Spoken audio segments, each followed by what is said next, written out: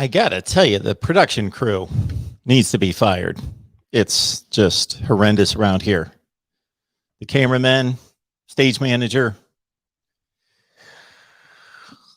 But enough of my problems. Welcome into the Voice of College Football. Let's see. It's almost Memorial Day weekend. It is Memorial Day weekend, isn't it? It's a Saturday. And we're talking college football with all of you. You might be watching baseball this weekend. You might be one of those softball. Is it College World Series time in softball, college baseball?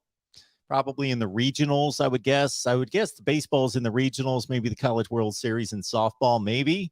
I have no idea at this point. Well, I've got an idea because I used to cover it. But and yes, Major League Baseball. You golf fans, you watching golf this time of year?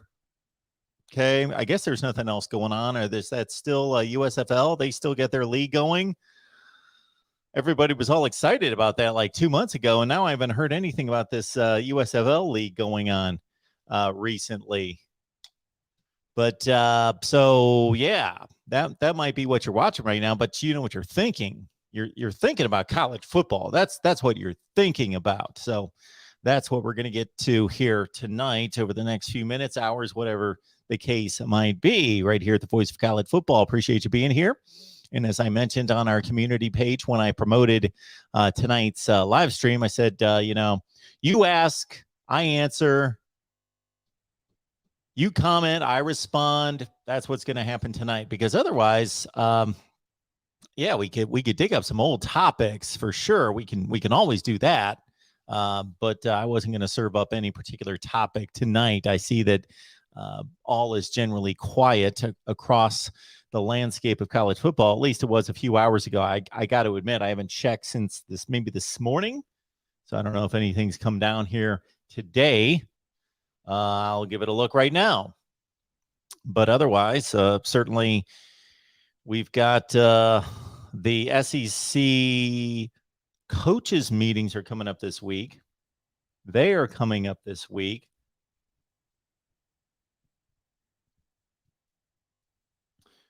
So what's going to be interesting about that, of course, I don't know that we're necessarily going to find anything out, but what we talked about this week in regards to an SEC-only playoff. Check out that live stream from about a week ago, an SEC-only playoff, the possibilities of that. Commissioner Greg Sankey said, we are talking about it. He was upfront about that to say we are talking about that. And now when we say SEC only playoff, maybe that's as extreme as what it sounds like. The SEC is going to take its ball and go home and play its own playoff and crown its own national champion. I hope it doesn't get to be that drastic. I don't think it will be. I don't think it's not anywhere close to that, of course, now. But I guess if the SEC doesn't get cooperation this time around or that time around, or, this could be an eventual thing, especially if the league continues to expand. Maybe it's positioning itself. More teams obviously takes more teams away from the other four conferences, builds up the SEC even more. Then there's more leverage. It's more credible to form its own playoff, or it's a situation in which, yes, the SEC will continue to participate in a national playoff or in a national championship game, but says, you know what, we'll determine our own playoff situation here, and then we'll enter a team into the playoff or into the national championship game. That I would turn down if I was the other four conferences. If they want to do whatever they want to determine their SEC champion and all of that, and they're talking about 8 teams in a playoff. So understand this, that if the SEC goes to an 18 playoff, that is well beyond what they're doing to determine a conference champion. There's been talk about with an expansion to 16 teams with Oklahoma and Texas, the SEC going to a 4-team tournament to determine the SEC champion. All well and good. That's fine. I think that's a bit overkill, but that's fine. And then they still participate in non-conference games. They still participate in a national playoff, and nothing's really changed just within the SEC. They're going to play a little tournament to determine the SEC champion. All well and good, all fine. But now, once they start talking about an 8-team playoff within the conference, that doesn't sound like that's a determination on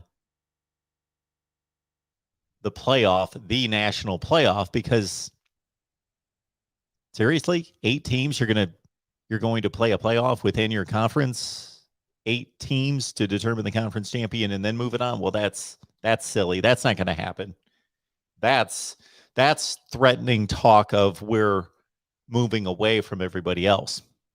So anyway, I only bring that up because the SEC football meetings are coming up this week, and Greg Sankey, the commissioner, talked about that they've got 40 some scheduling / playoff models.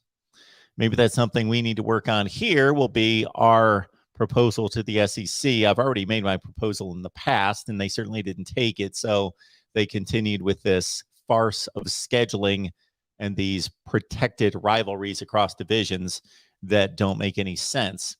South Carolina, Texas A&M.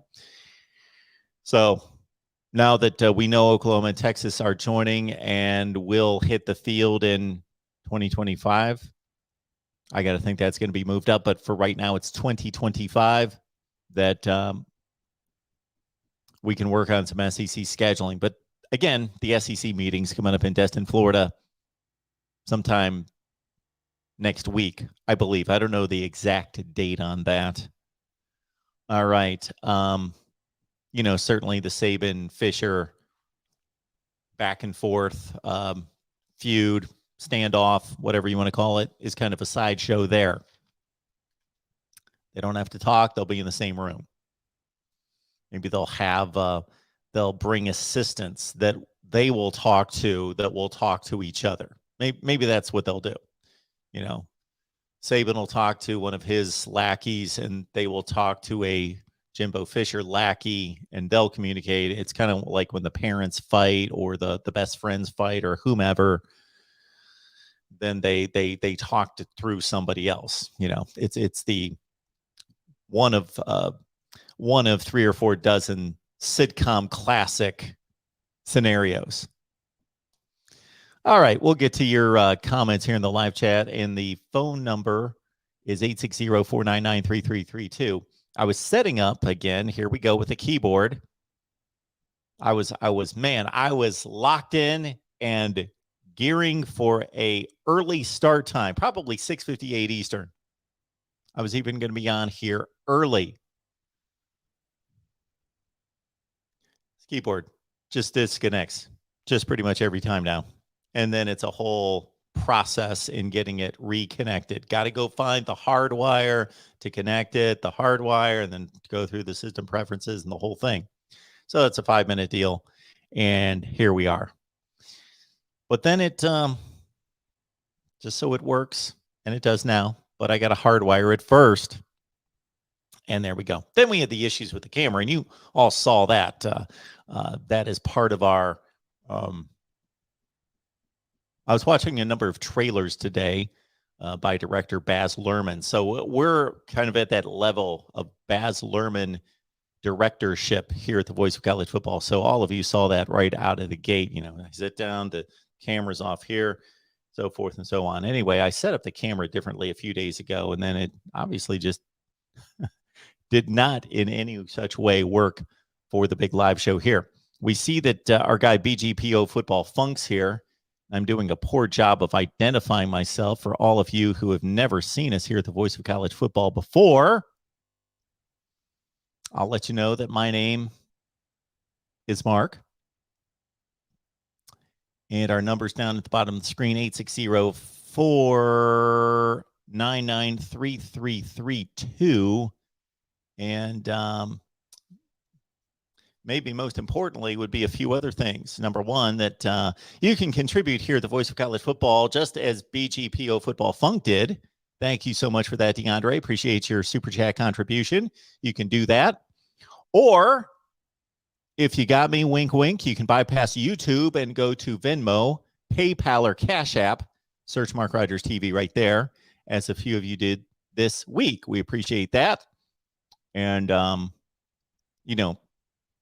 we'll certainly honor and recognize and acknowledge our many contributors here in any such way that you contribute. If you watch and hit the like button, that's a contribution. Absolutely. It's a huge contribution, financial contributions and otherwise. Share the video out on social media. And the next technical glitch, we'll see once we start up the phone lines, because my system here was telling me that the iPhone had to be updated to operate the call-in system effectively, but it's still connected and everything. So I think we're fine, but it's telling me we got to update the iPhone. And I said, well, that's not going to happen tonight. All right. So other than that, we've got these 25 team channels, and most of them are represented behind me. Now, this is not a representation of the team channels. This is just simply the helmets that you guys have sent me. Maybe we should take a poll tonight on which helmet should be added next.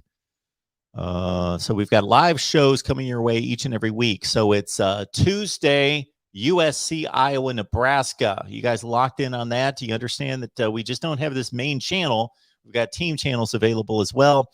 And most of those team channels have designated live streams, weekly live streams with experts that come on with me. And so Tuesday is USC Day. It's Iowa Day. It's Nebraska Day. USC at 4 Eastern, 1 Pacific. Then we've got Iowa at 5:30 Eastern, 4:30 Central, and Nebraska at 7 Eastern, 6 Central. Then we've got a big Wednesday here, the Voice of College Football, each and every Wednesday, with Oklahoma at 12:30 Eastern, 11:30 Central, where it counts. Ohio State at 1:30 Eastern, Michigan at 5. Florida State at 6, Miami at 7 Eastern. Then we've got a Miami show on Thursday night at 8 o'clock Eastern with the Wholesome One. Did anyone check out our show with the Wholesome One this past Thursday night? It was exceptional. Our show, of course, on Wednesday with Cam was exceptional. That always is the case as well, but just a different show with the Wholesome One this past Thursday night, unexpectedly, unplanned. Started talking about NFL draft, started talking about what-if scenarios in college football. The Wholesome One has been suggesting to me, recommending to me that I would be the proper person to break down, follow the thread on what-if scenarios. What are your what-if scenarios? The first one that comes to mind, the first one that came to mind concerning college football, maybe in the history of the game, but certainly affecting what's gone on in the last 15 years is, of course, the Drew Brees physical. Drew Brees, quarterback of the San Diego Chargers. The Miami Dolphins trading for Drew Brees. Drew Brees failing a physical. He had back issues. It was back, correct? Back issues for Drew Brees. And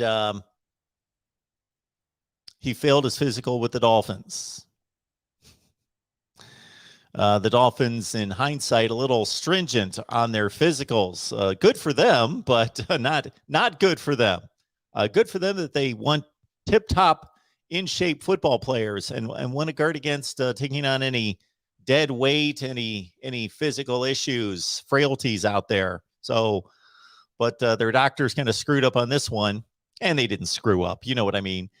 Had they known they were taking on one of the greatest quarterbacks of all time, who was going to be plenty durable for the next, 13 or 14 years.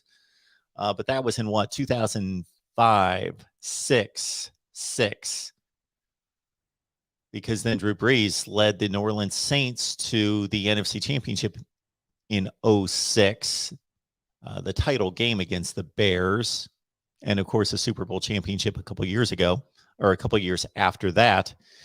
And Nick Saban, most likely, conventional wisdom is that he would have stayed in Miami, coached the Dolphins, and somebody else would have been the next coach of the Alabama Crimson Tide. And probably right now we would have had, on average, even for a really good college football program over the past 13 or 14 years, 3 coaches at least. But it's been Saban and Alabama. And Alabama fans have to thank their lucky stars, God Almighty, whomever they credit for that situation, or just dumb luck. Dumb luck, probably. So that was my preeminent what if scenario in college football over the last, maybe the history of the game, but certainly in the last 15 years for me. And we thought of some other ones. Yeah. So yes, we got a couple calls coming in. Do we?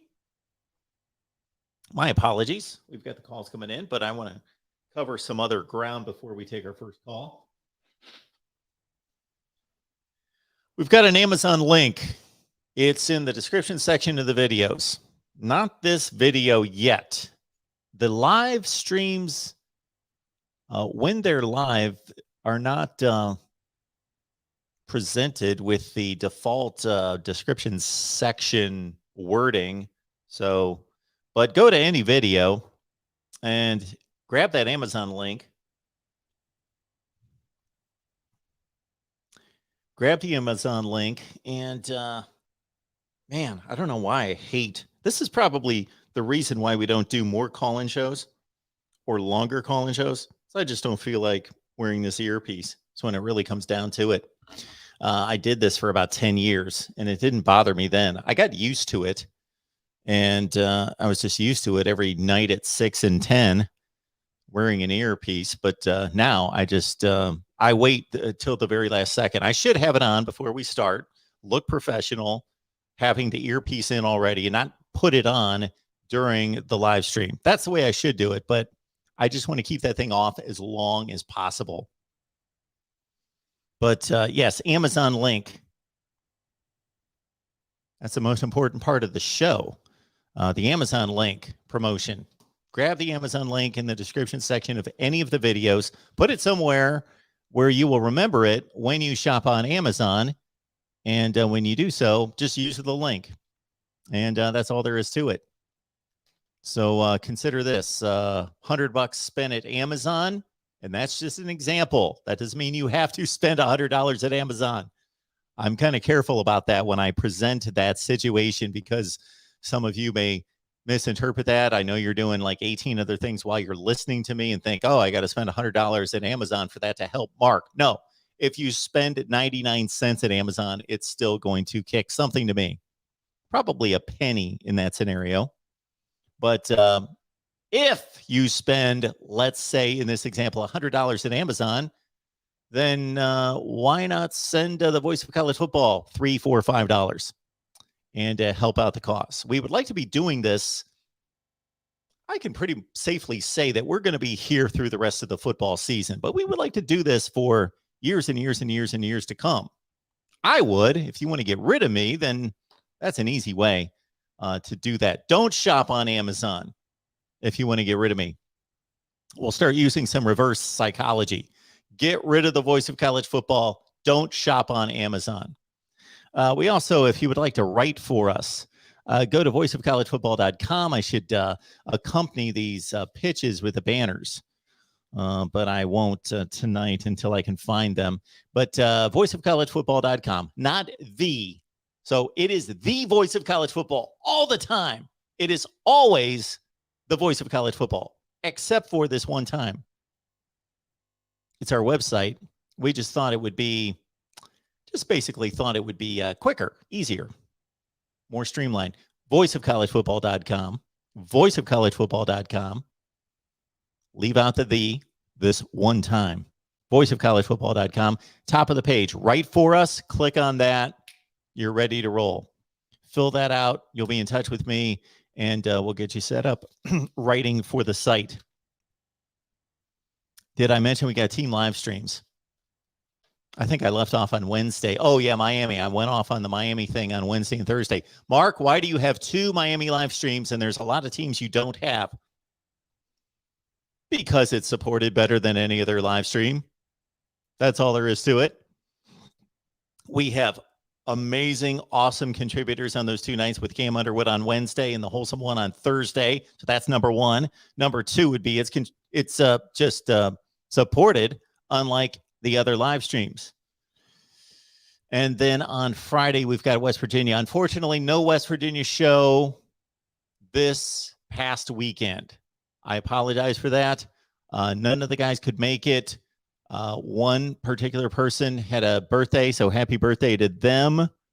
And none of the guys, we've got 4 guys that anchor, host, contribute on our West Virginia live show on Friday nights at 8, and none could make it this weekend. So we'll be back at it, hopefully, God willing, next Friday. All right, why don't we take a call?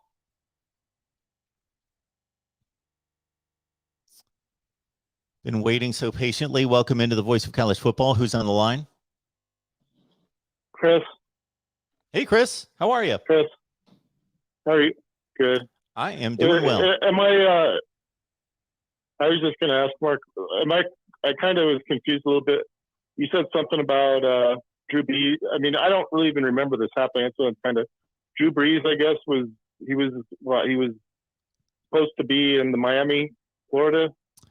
Was that the idea? And that's what kept Saban from going to Alabama? Was that?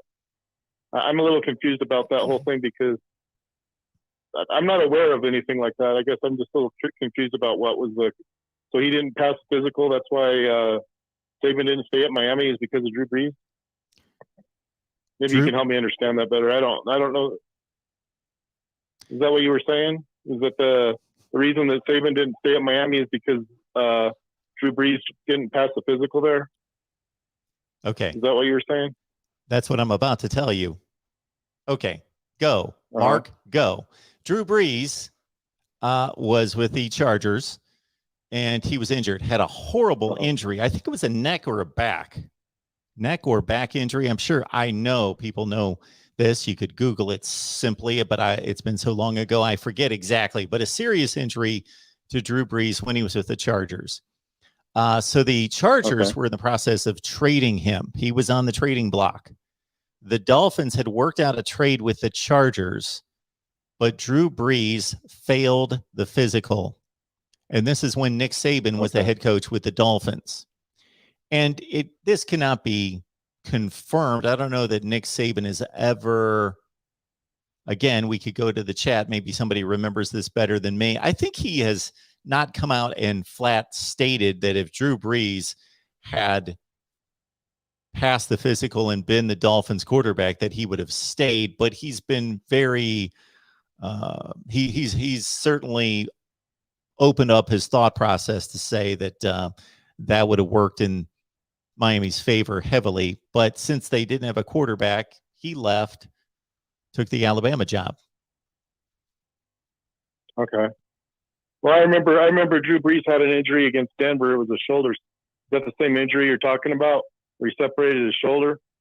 That's the only injury I really know anything about. Maybe it was a shoulder. I don't know. Again, back, neck, shoulder, something. It was serious. And this is back probably his second or third year. Something in that range. Well, no, he separated his shoulder against Denver. I remember that. And he had to have, maybe that was it. He had surgery on it. And then, okay.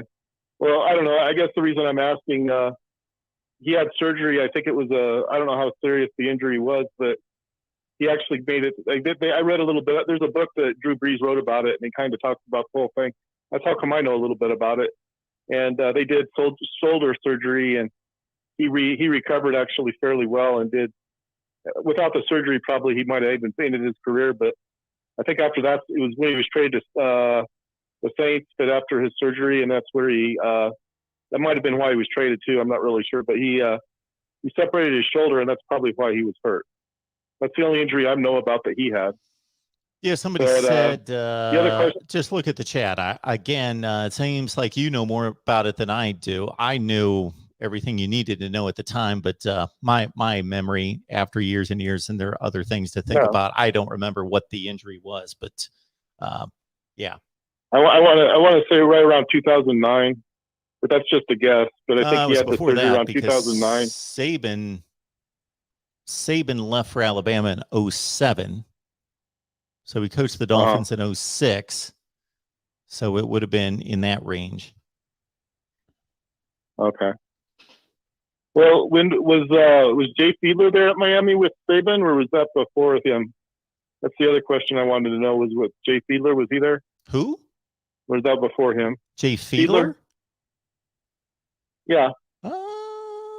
Yeah. Was that Fiedler? Was Fiedler before Pennington Yeah, that was probably Jay I don't Fiedler, know either. Chad Pennington in there. No, Chad Pennington did not play for Nick Saban. He would have gone to the Jets by then. So, Uh-huh. Well, I guess the reason I bring it up is I'm not really sure that I understand why it's all about. I mean, I know, don't get me wrong, I know Drew Brees played extremely well throughout his entire career, but sure. that kind of sounds like an excuse. That sounds like an excuse to me. An This is excuse for kind of why I who? bring it up. I mean, Who's making an well, for excuse? Saban not staying with, yeah, well, like Saban making an excuse that if Brees had passed his physical, then he would have. I don't I consider mean, that an I don't like excuse. picking on anybody, but It's speculation, is what it is. I don't uh, see where the excuse is. well, here, It's speculation. well, It's I don't know. I guess the reasonable reason speculation because Nick Saban has talked about it. And again, I'm not going to claim to know everything that's come out of Nick Saban's mouth because I don't follow him that closely, but I know that I've heard him talk about it. And based on what I've heard come out of his mouth, I have not heard him state, yes, if we had acquired Drew Brees, I was going to stay in Miami. But I've heard him talk about it in such a way that it sounds like he would have made that decision. And I think that's led most people. I'm not the first person to bring this up. This has been brought up for years and years and years. uh, And then people have led to think, okay, this would have obviously been a cataclysmic difference in college football history. yeah, well, no doubt. But I guess my question would be, that's the whole reason he didn't stay at Miami is because of a physical that Drew Brees didn't, but he didn't pass it at Miami, but apparently he passed it at New Orleans. Yep. I don't know. It sounds kind of fishy to me. I mean, if that's what really happened, it sounds a little fishy to me, but I'm not going to say that's not what happened. But what part of it sounds I know fishy? I know he's. What are you not the whole believing? thing. But that's okay. That it happened. I'm guess. not saying you're wrong. I think I'm not saying you're wrong, Chris. I think I believe in conspiracy theories to a certain extent in different parts of our culture, but I'm just not understanding what seems fishy. I remember, for example, there was rumors that Matt Castle was going to Denver. I think it was before. It was either before or after they picked up. It was when. Do you remember when Denver had that coach from New England? I can't think of his name. Anyway, he tried to bring in Matt Castle. He couldn't bring in Matt Castle, but he was going to bring him to replace Jay Cutler. And that made Jay Cutler really mad. And supposedly that's why Jay Cutler left Denver, was because they were going to bring in Matt Castle, which I think they were going to do. I think that was actually in the works from Kansas City or wherever it was that Castle was at. And supposedly that's why Jay Cutler left for Chicago, because they're going to bring in Matt Castle. It sounds like the same thing to me, just in a different way. They didn't like the quarterback at Miami, so they didn't want to bring in Drew Brees or whatever. I don't know. I mean, I think at some point you just got to take what you've got and deal with it, even if it's not who you think it should be. That's why I was curious who the quarterback was at the time, because I can't really remember. It wasn't Fiedler or Feeler. I can't think of his name. Feely? Well, yeah, it was Jay Fiedler earlier in the 2000s, and he went to playoff games and was not a great quarterback, but he was good. I thought it was Dante Culpepper was also involved at one point in Nick Saban's career.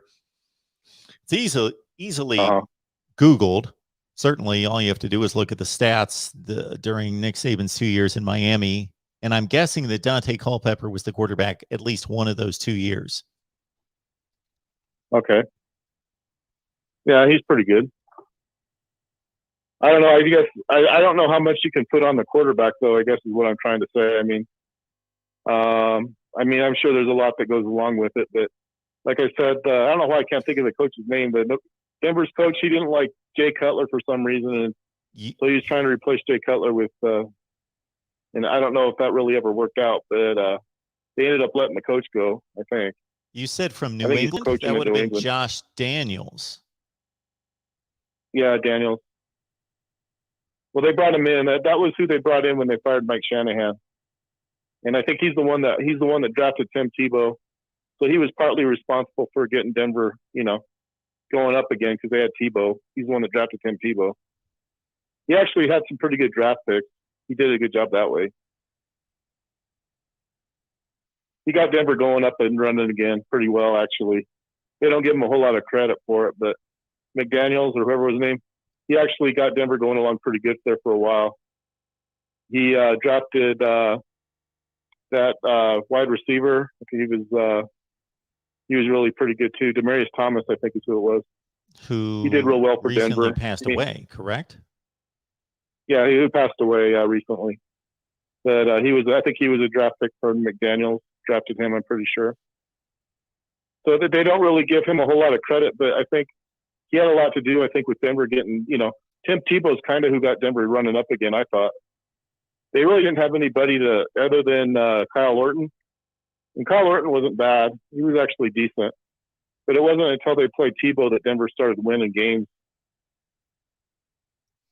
You probably know all that already, but I just then after that, of course, then that's when they were able to bring in Peyton Manning after that. They fired McDaniels and they brought in John Fox, and then he brought in Peyton Manning, and then it was Kubiak, obviously, but they were able to play Peyton Manning, and that's how they ended up getting back to the Super Bowl, was with Peyton Manning. Absolutely. And Brock Osweiler was, of course, he was a first-round pick as well, right? And gave Peyton Manning a run for his money for a time there. For a while. Yeah, he was pretty good. He wasn't bad. They traded him to Houston, I think. He got a real big contract from Houston. And then they brought in Kubiak from Houston. That's where Kubiak was coaching before he coached in Denver, was at Houston. So Denver kind of relied on other teams to kind of get where they needed to go. But once they got where they needed to go, I think they did, they've been pretty good for a while. Chris, it all comes full circle. So I looked up 2006 Miami Dolphins stats, and yes, Dante Culpepper started 4 games, but you know who started the other all but 1 game would be a guy that we talked about a few weeks ago with you, because we were discussing the 2001 college football season and the BCS championship game. Joey Harrington, Oregon. Yeah, I don't remember that. He was the other quarterback there. And that's interesting because 2005 we had Gus Farrat and Sage Rosenfels. Wow. So we didn't have Gus Farrat played quarterback play. Gus Farrat played for Washington. He also played for Denver. Mm-hmm. Denver had Gus Farrat for a while. Yep. He actually wasn't too bad. He was decent. He's better than most people remember. He was a pretty good quarterback. I guess that's what I'm asking is, I don't know that a head coach should blame the quarterback for it. You can do it, I guess, to a certain extent, but I don't know that Drew Brees would have necessarily made the difference. Is kind of what I'm asking, but maybe I'm wrong about that. Drew Brees. He made the difference in New Orleans. Drew Brees versus Sage Rosenfels and Joey Harrington and Dante Culpepper at the end of his career. Drew Brees? What would you consider Drew Brees to be, like one of the top 10 to 15 quarterbacks in the history of the game? Oh, sure, but he's not necessarily on my top of my list, but yeah, he's pretty good. Yeah, he's pretty good. His passer rating, very good, very good, but he's not very big. Well, I don't know if that's the he's not very big, but and if we were talking about Drew Brees in the year 2000 and speculating whether he would and try to project whether he would stick around in the NFL, I can understand that comment, but it's all said and done. He's played his entire career, and he played for close to 20 seasons. Oh, sure. And he's one of the greatest quarterbacks in the history of the game. Yeah. I just find it funny, Chris. I just find it funny when you term Gus Farrat as, you said pretty good, and then you said actually he was a good quarterback, and then you called Drew Brees pretty good. Those guys aren't in the same universe. Well, I just remember watching Gus Farrat when he played at Washington, and I remember thinking he was pretty good. And then I remember when he played for Denver, and I thought he did pretty well there. I actually thought he had a pretty good. 9 touchdowns and 8 picks. Yeah. I don't know. I guess it's all kind of how you look at things, but I don't know. I guess there's just some quarterbacks that make a bigger impression on me than others for some reason. I actually thought Gus Perot was pretty good, but no, I doesn't get mean it. I'm right about it. We've all got our perceptions on what's going on out there, but the guy that throws for 70,000 yards and 500 touchdowns typically gets my impression over a guy that's throwing like 9 touchdowns and 8 picks his one season in Denver. I understand. Yeah. No, I understand what you're saying. It's interesting because I wouldn't have predicted that would have happened with Brees, but I mean, maybe I should have known, but I didn't know. Like I said, he had like a major separation against. They said the surgery he had. Cause I read there's a book that he wrote about it, and it was a major surgery, but they said the surgery went really well. After he separated his shoulder against Denver, and then I don't think it was long after that he played again. It was like maybe next year or something like that. Or he might have. I think he actually had to sit out a year. That's not true. I think he actually did have a sit out a year, but after the year he sat out, I think he did pretty well again. He didn't have to. I think he did sit out a year for San Diego. Yes. I thought it was around 2000. Yeah, that's what I remember. Yeah. Yeah, that was in 2000. I can't remember who. Was it Philip? Would it have been Philip Rivers that would have taken over at that point? I don't really know. So Philip Rivers, when Brees left, they drafted Philip Rivers. So Drew Brees was there so the season that he missed, the time that he missed was right at the outset of his career. He played. I'm not trying to admit. Go ahead. He played a full season in every year but 03, and he only missed 5 games that year. So he was with the Chargers through 05. And see, this is at the point that Saban wanted Brees, and Brees goes to Miami, and they're trying to work out a trade. And he failed the physical. Then he goes to the Saints, and he leads the NFL in passing yardage his first year. Yeah, he was amazing. There's no doubt about it. I mean, what he did was amazing. But I didn't anticipate him being that good, though, is what I'm trying to tell you. I knew he was a pretty good thrower, but I didn't think he'd be that good in the NFL. Well, I don't know. I thought he'd do okay. I don't know if many people would have predicted that he would be the all-time passing leader and touchdown leader, which Tom Brady has eclipsed those marks, but he retired as the all-time passing leader and touchdown leader, yardage leader, all that business. So, yeah, I don't know that anybody could have foreseen that. I personally thought that Drew Brees was the most accurate quarterback I've ever seen in college football. Yeah, that could be. I think I always thought the story of Chad Pennington was kind of sad. As good as he was, that for him to have to retire early, I thought was pretty sad. Yeah. I don't know if you agree with me or not on that. I don't think that he received his due. I thought he was a really good quarterback. He was often questioned because he didn't have a super strong arm. No. That's what I mean. They said even before he got hurt, he didn't have the strongest arm, but he got was it a separation? I think it was kind of like with Brees. I think he separated his shoulder. All right, Chris.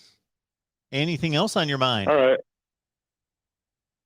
The other thing I was just going to say, if the SEC actually wants the playoff, I don't really understand what the point of it is, but if that's really what they want to do, I guess let them try it. I guess I don't know. Well, they're just. what they're going to do probably. Well, let them have their playoff and let them invite who they want to it, and then let them see how it works. I mean, that's fine. I don't care. Well, they would not be inviting anyone outside of their conference. That's the point. That they're posturing. Well, I don't think anyone takes them seriously at this point, that they're just going to play their own college football outside of everyone else. But they're the one conference they could pull it off. To what degree, I don't know, but they could pull it off and be successful. But it would tear the sport apart. I wouldn't like it. I would hate it. And I don't think it's anything serious to be concerned with right now. You said 8 teams or something like that? They said that. Is that you that said 8 teams? That's like half of their conference, right? Yes. Yeah. About half of it. That would be a bit of a joke. Yeah. So. All right, sir. All right. Thanks. Have a good day. All right, Chris. Thank you so much. Have a good night. Goodbye. Bye. All right. Next up here at the Voice of College Football, Yes. Who's on the line? Hey, Mark, it's Joey. Hey, Joey. What's going on, buddy? I just wanted to call in. You were talking about this SEC playoff, and I know you just now were again. What you're saying is not what I understand. Greg Sankey said that he won. So what I've understood it to be is he's just calling the bluff of all the other. Sure, I just said that. You know, some of the other competitions not wanting a playoff. Yep. An 8 to 12 team playoff. So what he's proposing, from what I understand, is that he's going to have an 18 playoff, or wants to have an 18 playoff, and he is going to invite the conference champions to it, and then have 3 at large. Now, that's my understanding of how that's going to be. Now, whether or not the other conferences will agree to participate in it, I don't know. But it sounds like he's trying to play NCAA commissioner and, you know, take over college football, so to say. A power trip. That's what it seems like to me. Okay, I got you. So if I've got this straight, that the SEC would kind of be the organizer of a playoff, but it would still be a national playoff with 5 conference champions, 3 at large. Okay. See, I was under the same understanding as you are. I thought it was just going to be an SEC only invite. But as I started making statements around other chat rooms and other things and stuff, I think it was Jeff Grimm and Jeff Webster that corrected me on it and sent me to a place to look at his exact statement. And they were right. His statement is that he will invite conference champions to it, but then have 3 at large. So, well, the problem in this, Joey, is that whoever's publicizing this, whoever's writing the headlines for the various websites, they're all using the term SEC only playoff. So what does that lead people to believe? Right. It's an SEC only playoff. Exactly. That was my point exactly. But it's not Greg Sankey's statement. So I guess you just need to look up Greg Sankey's statement and read it.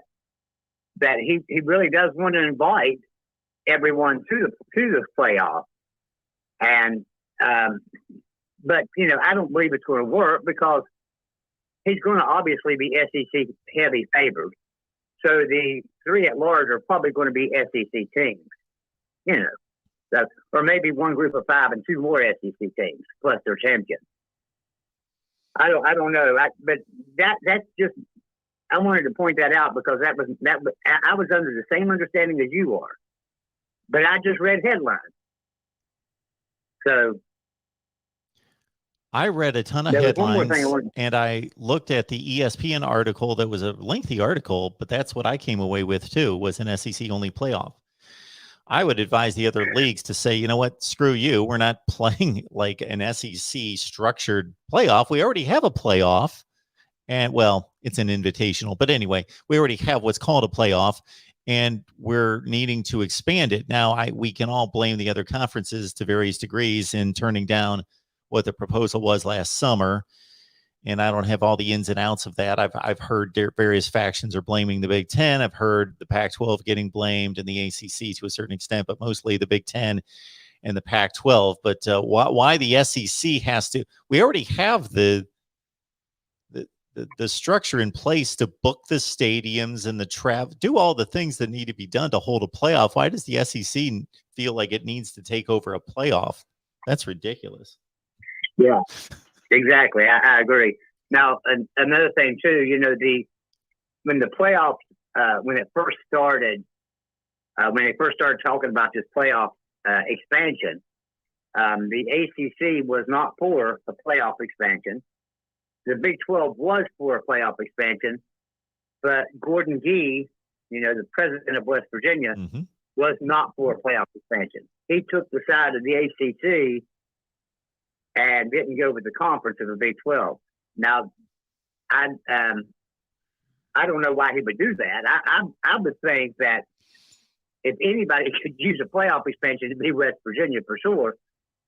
But, there must be reasons that I've not been able to figure out why these conferences don't want playoff expansion and the SEC does. I would think it'd be the opposite. The SEC wouldn't care if playoff expansion came, and the other conferences would definitely want it. Well, I partially agree with you, be Joey. I would think that the SEC would be good either way. The 14 playoff is working well for the SEC, and I would think that if they expand the playoff, that the SEC would just get more teams in. I went through the 8 seasons of the playoff and applied the College Football Playoff Committee rankings to the playoff.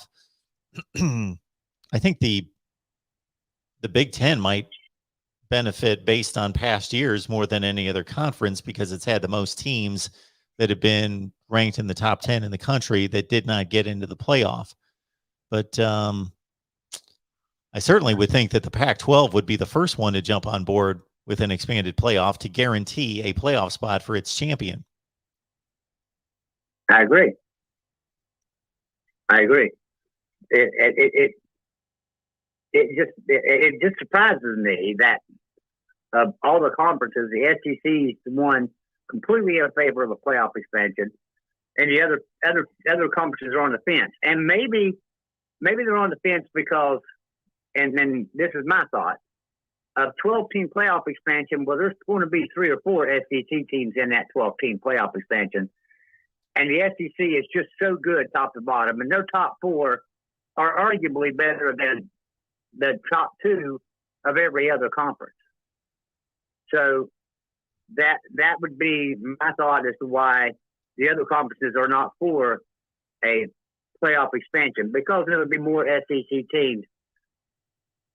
And, we could argue all we want to that the Big Ten is right there pretty close to them. And sure, they are. But other than Ohio State and occasionally Michigan, no one else is going to be able to compete with the top 4 SEC teams out of the Big Ten. No one in the Big 12, no one in the Pac-12, no one other than Clemson out of the ACC would be able to. And Clemson was down last year; they couldn't compete with anyone.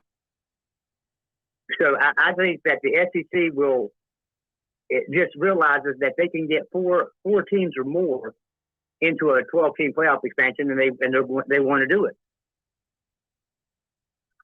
And I can't see the chat. I'm sure they're going crazy right now, saying, "Hey, they're not better than other conferences," but actually, I think they are.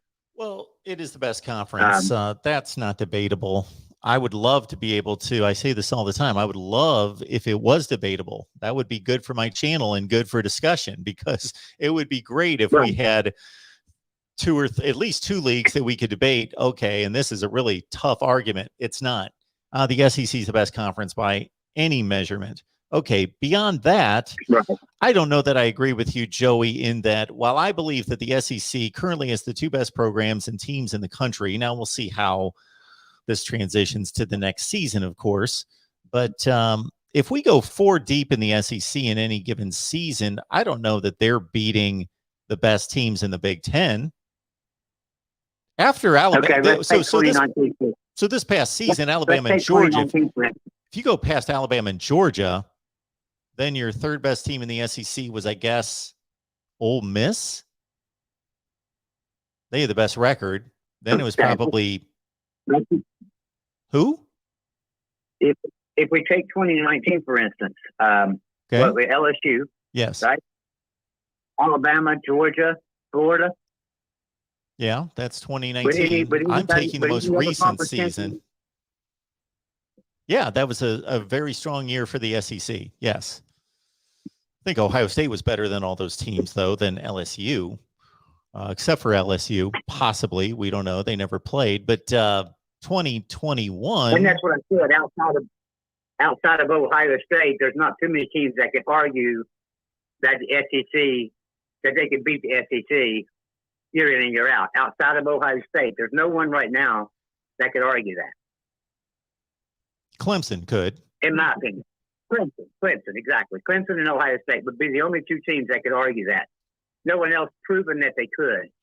Now USC, which it remains to be seen this year what they can do, and next year, of course. I don't think they'll do everything this year, but I think next year they'll come along. But will they be able to? Can they compete right there with the Ohio States and Alabamas and Georgias and Clemsons? I think so.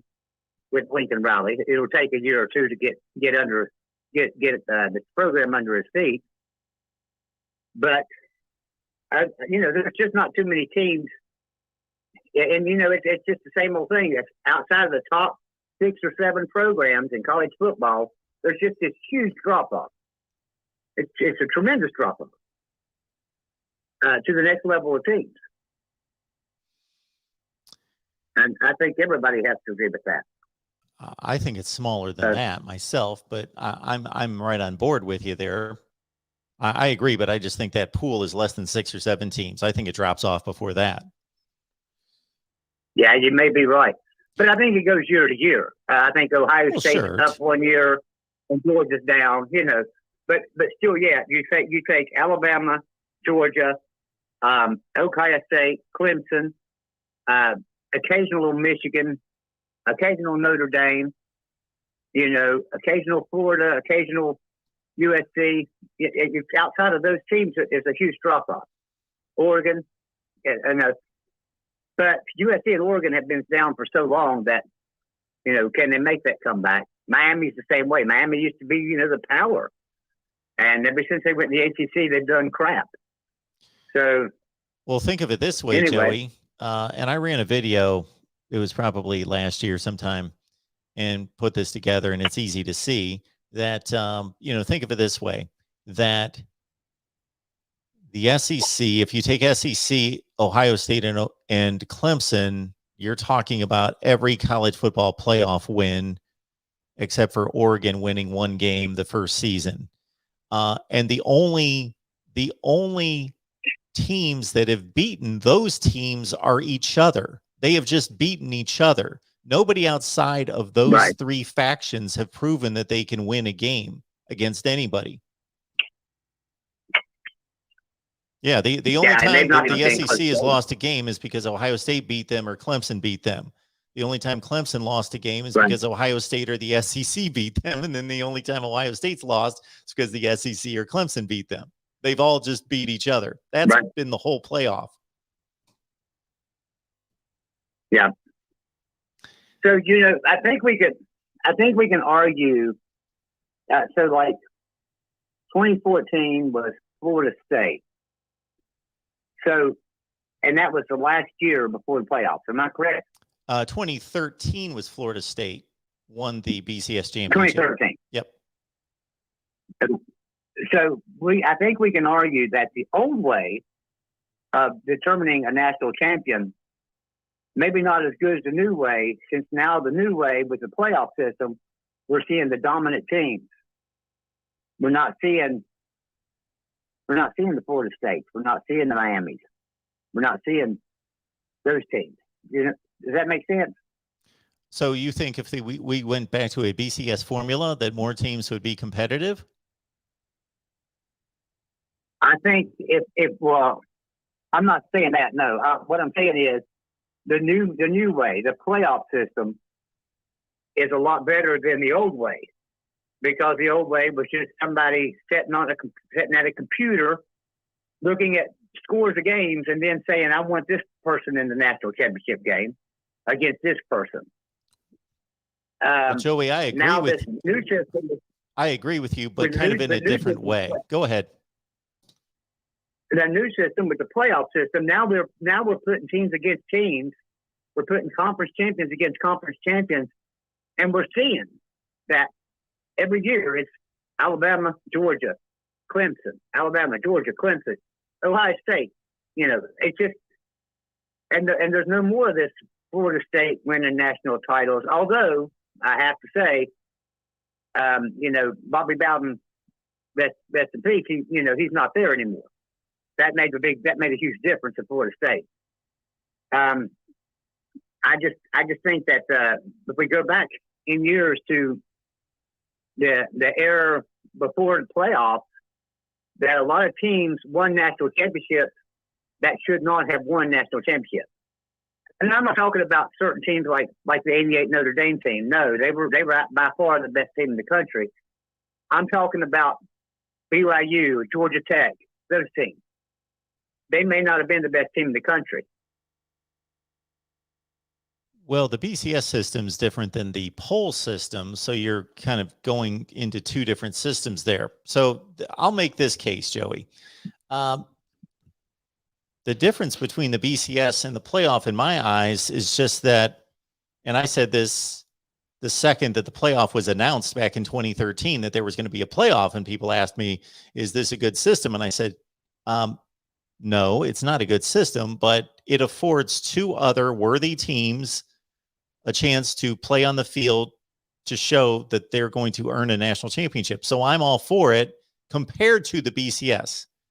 But understand, Joey, that the BCS wasn't necessarily guys sitting at a computer. It was a bunch of computer formulas that made up 1/3 of the BCS. But the other 2/3 were about 120 people voting. Right. It was the AP poll and the coaches poll. What I meant by them watching a computer is they were just checking scores of games. They didn't watch the game. Well, wait a minute. They could check scores. We don't know that. Well, okay. Hang on, Joey. I would tend to agree with you because we had this conversation the other night, and I just was going on my experience of knowing that sports writers cover their teams and they don't watch everybody else play. So I explained this a couple weeks ago during a conversation because for 7 years, I went to college football games every Saturday and covered Alabama and the SEC and Mississippi State and Ole Miss, et cetera. And I knew from talking to these sports writers that they knew nothing about what else was going on in the country. They wrote for, let's say, the Jackson, Mississippi newspaper, and they covered Ole Miss. That was their team. And that's all they did. They were at practice every day. They were at every news conference. They were at every game. And their day was consumed on Saturday of doing nothing but going to the Ole Miss football game and writing articles. They didn't watch it. They didn't know what was going on outside of that bubble. But they had to fill out a top 25 list late Saturday night or early Sunday morning and submit it. And exactly to your point, they would just look at a bunch of scores. Well, we hope that the College Football Playoff Selection Committee is doing more than that. They say they are. They get together and talk. They discuss it every Sunday before they unveil their rankings on Tuesday. It's still not a good system having people determine who goes to a playoff. No, it's not. It's not. But at the same time, it's tough to go by computers as well because a computer can only base its strength of schedule off of last year's schedule. So they can say, well, Clemson was dominant last year, so we're going to put them on as a very tough game. When maybe Clemson lost everybody and they're not as tough as you thought. So the computer system doesn't really work too much either. So I think people deciding is probably the best way. I just think it needs to be people that actually watch these games, and that's hard to find because can't nobody watch every game? That's impossible. Well, sure, nobody watches every game. I still want to take it out of people's hands because if we're just going to talk about who watches the most games, I sit here for 14 hours watching football on Saturday. So, but I don't believe that I have earned any right or any other human to determine who should be in the playoff. Right. I'm doing the same thing. I mean, I sit and watch football 12, 13, 14 hours every Saturday, but I have no right of deciding who gets to go to a playoff and who doesn't. So I agree with you that we have to take it out of people's hands, but there just really isn't no complete solution, I don't think. If somebody has one, they haven't come up with one yet. So I've come up with one. Mark, I've been talking about it for like 8 years. Well, we'll have to post that video again sometime or produce a new one. I've probably seen it. I've probably seen it, but I just don't remember. But I mean, I know you've got some great ideas on things. But you have to admit there's flaws in every system. Oh, So, absolutely there is. Yep. all right, Mark. Listen, I'm gonna let somebody else get in here. Thank you, I Joey. think it's the longest call I ever had with you. I generally don't talk this long. I appreciate it. Thank you, Mark. Thank you, Joey. buddy. Have a good one. Bye-bye. I'll put it this way. The NFL system's about as flawless as it can be, but they're dealing with a lot less teams, so that could not necessarily be flawlessly applied to college football. Too many teams to have a flawless system. I agree with Joey. I have a system. I think it's a good system. Is it flawless? No, it's not. It's much better than the current system. All right. Welcome into the Voice of College Football. Who's on the line? Hey, Mark. George. George. Yeah. Undeniably. Did you hear George. the echo? Oh, that's. I'm in the stadium. You're in the stadium. You're early for the first game. You're about 13 weeks early. Exactly. Hey, in the comment section, Yes. Sue Zasbo, she just said one time, George, we beat them like a dog in 2014. She's talking about Alabama. Who Yes. beat them? Ohio State in Yes. 2014. Yes. In the playoff. Okay. 2014. Well, okay. That's somewhat recent history. Why? What was the argument? Yeah, we were just.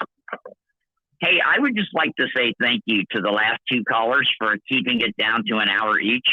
We really appreciate that. Well, that's ultimately, if people have issue with the length of the phone calls, that's on me. That's not on the caller. The callers, some of them would want to stay on for hours and hours, but that's not on them. That's on me. Well, maybe that's true, but the last guy actually said, you know what, I'm gonna let you go. I'm like, wow, after only 45 minutes? What a nice guy. I just, please, limit me to 15, or I want to stay fresh.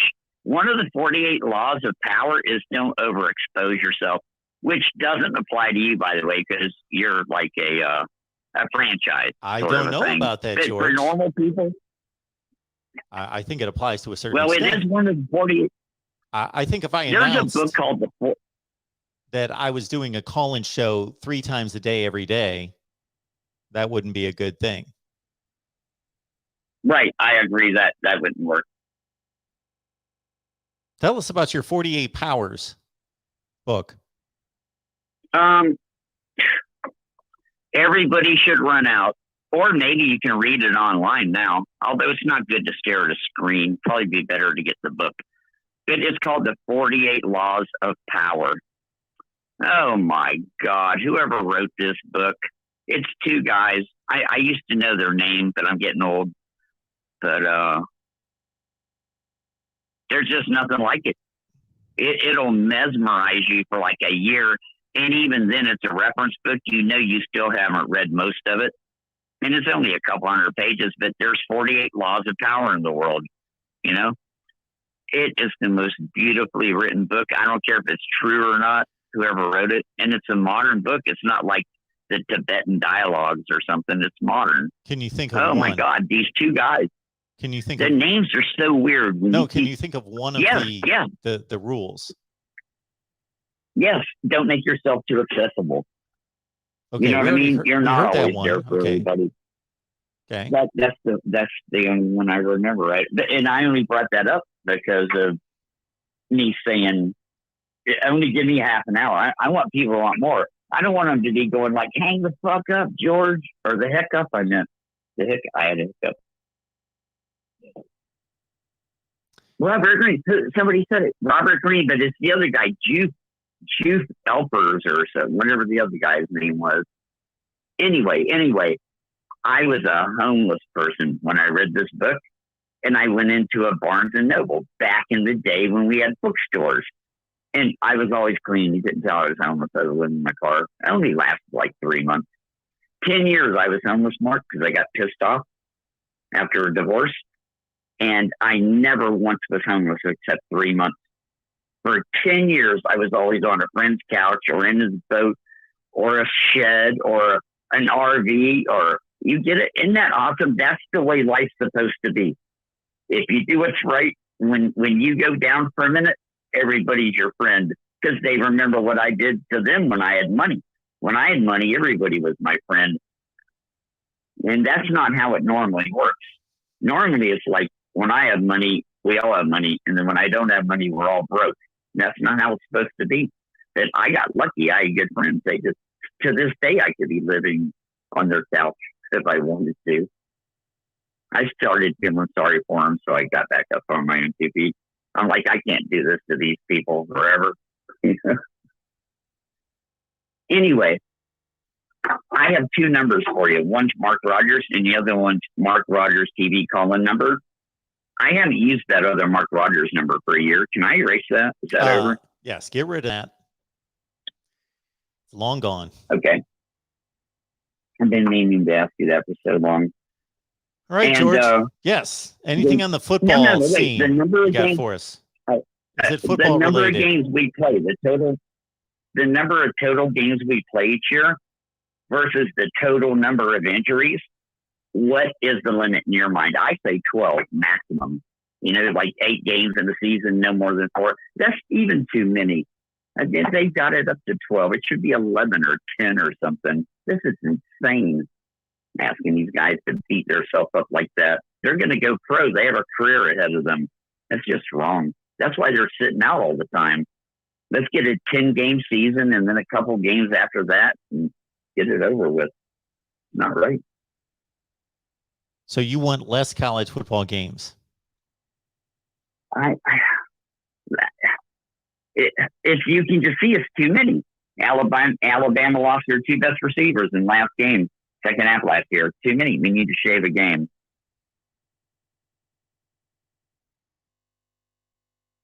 And you're basing that opinion on this one situation with Alabama's 2 receivers? No, I'm just saying the impact of the players. They all have to go get nice water baths every week and have massages and get arthroscopic surgery and recover from broken fingers. And it's the nature of the sport. You know? Oh, it's a very tough sport. But if we played 1 game next season, if we said we're only going to play 1 game, you know what? Guys are going to get hurt the first week of the season. There are going to be guys that get hurt and knocked out for the entire season. I don't know how many that is over the course of all the games. I agree. But we have to play a number of games for it to be a valid season. I agree, but can we limit it to 12? Is 12 enough? They're playing 12. I mean, right. Can we keep it at 12 max or 13 or? Oh, so you want to back it down to like 9 or 10, so nobody's playing more than 12 after the championship game. Right. When people start talking about expanding playoffs, I think everybody's insane. I'm like, you're sitting there telling these players you got another game after 13 weeks or something. Like, you're saying, who could do this? Let's use robots. You know, like, people can't do that. You can't do that 13 weeks in a row. As is being pointed out in the chat, and was going to be my next point, is they're going to go to the NFL and play far more games. They just increased their season by 1 game. They just last season went up to 17 games. Do you know how many? Here's my theory about the NFL. The Cincinnati Bengals played 21 games this past year. They played 21 games.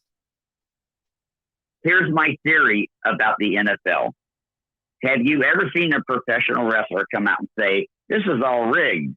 No. So you know professional wrestling is rigged. It isn't real because you can't land your elbow on somebody's throat and they get up and pin you. Sure. You know, I mean, a 5-year-old can watch professional wrestling and see that it's rigged. Sure. It's fake. It's a big show. And that's what the NFL is now. The reason you can do that in the NFL is because they get talked to. And if you don't go along with it, you don't play. And to even get that talk, you sign a non-disclosure statement. And if you ever violate that non-disclosure statement, they show you a video of a ex-football player falling out of his pickup bed of his truck or getting a motorcycle wreck, or, you know, like, you just don't mess with the mafia. Nobody ever tells. That's why the NFL can play umpteen games, because they're not trying. In college, they play with heart. There's still a little bit of the old college try. They are kicking each other's ass. They are delivering blows because they haven't been tamed down yet. They don't understand. This is just a big show. They're really trying hard. I would disagree with that. And I see people in the chat, maybe a couple of people agree with you, that I think that this is in our heads, but it's not reality. That because they're college kids and they're trying and they're giving it and then when they start making money, for some reason, they stop trying. I ask anyone to watch an NFL game or watch an NFL series of games over the weekend and compare them to college football. I see as many business decisions being made at the college football level as I do at the NFL level, if not more. Right. They're going to ruin the sport. I agree 100%. We got free agency already. It ruined professional sports free agency because it's not like Jack Ham and Bradshaw played for the Steelers and they're Steelers. It's like next week they're Minnesota Vikings. Then they're Los Angeles. It ruined the sport. You have no team anymore. You have a bunch of free agents.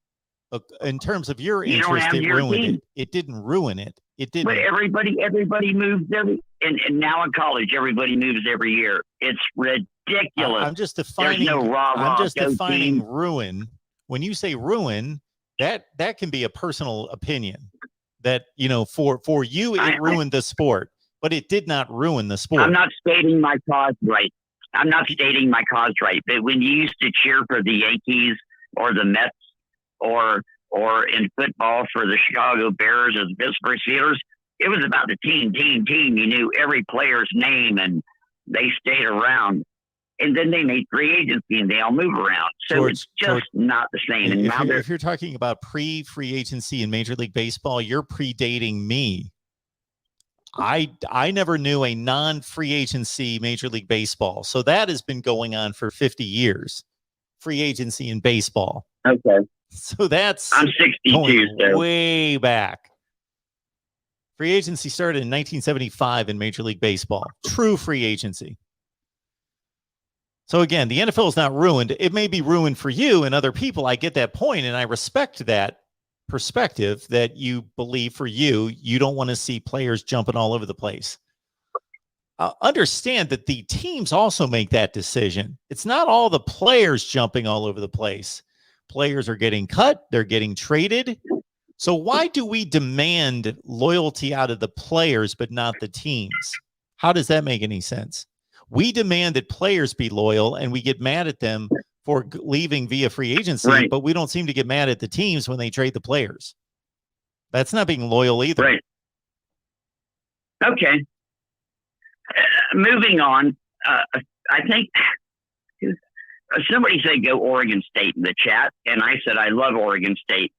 Do you remember, was it 2008 or 2006 when Oregon State beat undefeated USC and allowed the Gators to get the national championship? I believe it was both. Mm. I think they beat them both. They didn't those beat years. Yeah, and it is something like that. I just forever will love Oregon State. I was sitting here in Oregon, and I'm a Florida Gator, and I see USC's just killing everybody by 40 points or something, and they're playing Oregon State next week. And I'm looking at the schedules, and I'm going, there's no way Florida can get in. Our season is over. We're done. How sad that is. We're like at number 5 or something, but there's no way to get in because USC ain't losing to Oregon State, and Oregon State beat their ass. They trounced USC. Oregon State. Go Oregon State. I'll love you forever. And they handed us the national title. I'm like, thank you. I think that was one of those Tebow years. Was it Tebow? Tebow was in 08 and Chris Leak in 06. All right, George. Oh, God bless. I appreciate the call, man. No. Have a good one. I had one more question. I had one more question. I don't think you've had a question yet.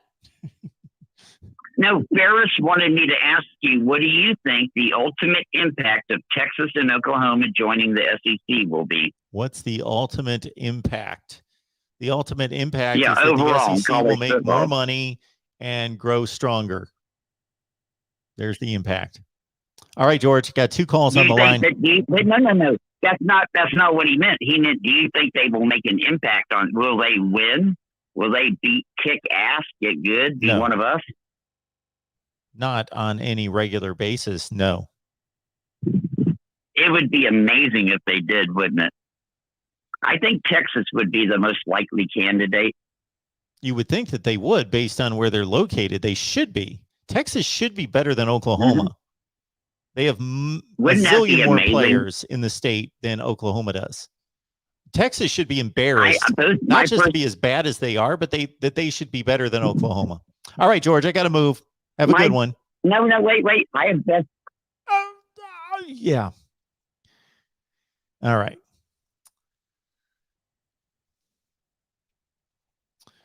So I love the comments that the phone calls are too long. Anyway, welcome into the Voice of College Football. Who's up next? You know, my laptop not working. I can't look up anything. It's just locked up. Welcome in. Who's on board? Hello. Hello. Yes. I would like to find out who you think the best college quarterback is right now. Well, I think there are a lot of good ones, and I think two are better than everyone else. I did release a video on this. I think Bryce Young has a more varied skill set because he can run and threaten the defense outside the pocket than C.J. Stroud, but I had C.J. Stroud ranked just a tad above Bryce Young. Yeah, understood. So, coming out of this year's draft, who do you think, with Jameson Williams getting hurt in the national championship and Garrett Wilson taking that place, do you think Jameson Williams is still the best wide receiver coming out of this class? No, I didn't think that he was before. I always thought Garrett Wilson was the best wide receiver in college football. That doesn't mean he's got the best numbers, Understood. but yeah. All right. Well, thank you for providing my time. well, I appreciate the call. Have a good night. All right. You too. All right. Our guy talking about the NFL draft did not catch his name, but a young caller there that we would love to have back. Little young blood in the show is always good. Welcome into the Voice of College Football. Who's on the line? Hey, how you doing, Mark? This is Darius. Hey, Darius. How are you? Good. I'm doing all right. I want to talk about the only team that we should be talking about. That's USC. Oh, okay. And let me just say this. This is what I'm tired about. This is what I'm tired of, Mark.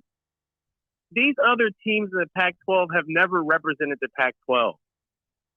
They've never – the biggest game that any team has won in the last, if you take when we were on sanctions and you go to all the way to the Lincoln Riley era, the biggest victory, you correct me if I'm wrong, is Oregon beating a measly Wisconsin in the Rose Bowl. You know USC's history of the Rose Bowl? We stomped everybody in the Rose Bowl. John David Booty beat Michigan. We were underdogs in that game, and we handled a Michigan team in the Rose Bowl. These other teams, their bar is so low as far as representing. So, and this is what has triggered it. We keep talking about this Utah. USC has to beat Utah. We're gonna beat Utah. Okay, listen, I respect the coach, solid coach. They have a good team, but they haven't done anything. They went to the Rose Bowl and got ran through by Ohio State. What is your definition of doing something? They haven't done anything. What I mean is the Rose Bowl is not the bar. The bar is winning championships or at least getting to the playoffs. When you say winning championships, you're talking about winning the national championship. Yes. Well, USC hasn't done that since 2004. Of course. And what I'm saying is, what have other Pac-12 teams done to represent any high bar for the conference? They haven't done anything. Well, that's why I started off with other Pac-12 teams. For a good stretch of time, Oregon was the best program in the conference, certainly under Chip Kelly. Nobody touched them, and Stanford was right there. Those were the two best programs. And I would argue the last time that the Pac-12 competed nationally was because of those two, not because of USC. Stanford won Rose Bowls, right? And Oregon won Rose Bowls. And What did Oregon went to Oregon need 2 to do national with- championship games. What did they need to do, though? What did played they Ohio need to do? State, I believe. Yes, they needed to win those games. They Yeah. lost to Auburn and they lost to Ohio State. Sure. USC lost the Correct me last if I'm time they wrong. were in a championship game. We're Again, so representing USC for was the not Pac-12. considered elite, or they were just garbage trash when they lost to Texas. That's what we're saying here, right? when USC lost to Texas, you mean the overtime game, the last second against Yeah. Not Vince Young, that game? not overtime, but yes, the last few seconds. I mean, Yes. not overtime, but yeah, fourth quarter. What's your point about that national My point championship is, based on your standard, that team didn't do anything. They weren't anything. game? No. USC standard is higher than the rest of the conference. That's my point. Apparently not. Our Apparently how not. is it not? Well, you can Okay, talk let's go all. over the stats. Hang Go on. over the stats. What's I USC's know what the bar? past What's USC's is. bar? Oh, we can go over a past. If you want to go through a past, what's Army's standard? What's Army's standard? We're talking about, you want to bring up the past? Army's standard is winning national How far do you want to championships. go back? Exactly. How far do you want to go back? To the 1940s. Army had a past and a standard of winning national championships in the 1940s. So is that their standard now? Have they done anything from the 40s to now to even talk about Has that USC standard? done anything you're since going 2004? extreme. Has USC done anything in the going last extreme. 18 years? Hey. You could play Hey, this you're going game. extreme. My point, I'm proving a point that you can use whatever time frame that you want that fits your narrative. The point is Oregon has had a much better football program for the last 10 or 12 years than USC has. So you're saying USC standard is winning national. Let me finish my statement, please. You're saying that USC standard is winning national championships. That's fine. That's a bunch of talk right now. It's not amounting to anything. Now we'll see what happens this season and going forward. And there's a lot of hope and optimism for obvious reasons. They're acquiring a ton of talent. But I'm not understanding your point. There have been other programs in the conference that have played better than USC in spurts over the last 10 or 12 years. But you're putting them down. You're putting them down because their standards aren't as high as USC. Apparently, they're not. In quotes, they're not. Do you agree with that? I don't know. I don't know what their state. I know that they've played better. So if you have Utah and USC, they have equal standards. I don't know what Utah. What?